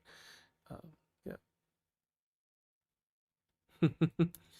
All right. Well, I think that's all the Q&A session stuff we got today. We picked out 3 of your comments, but hey, we will bring these Q&A sessions back every Friday. You just got to leave us some insightful comments like that. Comments, questions, Yes, theories, hot takes. We'll probably do a hot take debate next week. It's been a while since we've done one of those.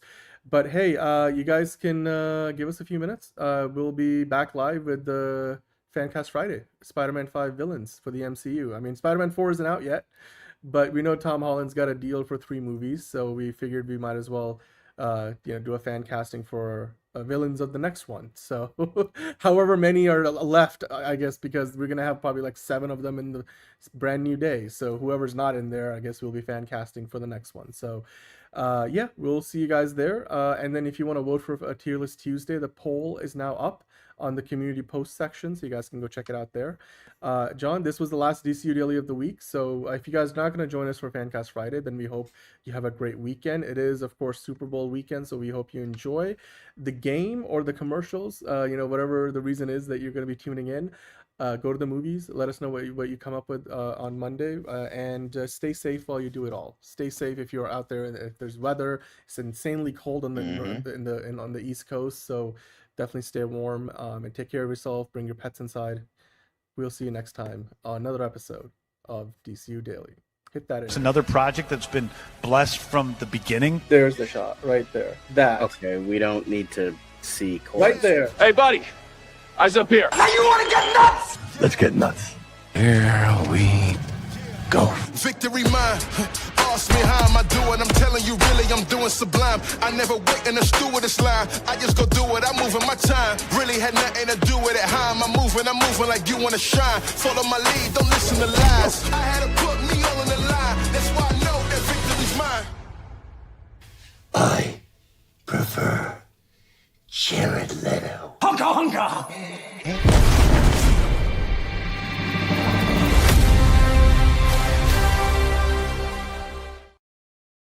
Fuck Tom King.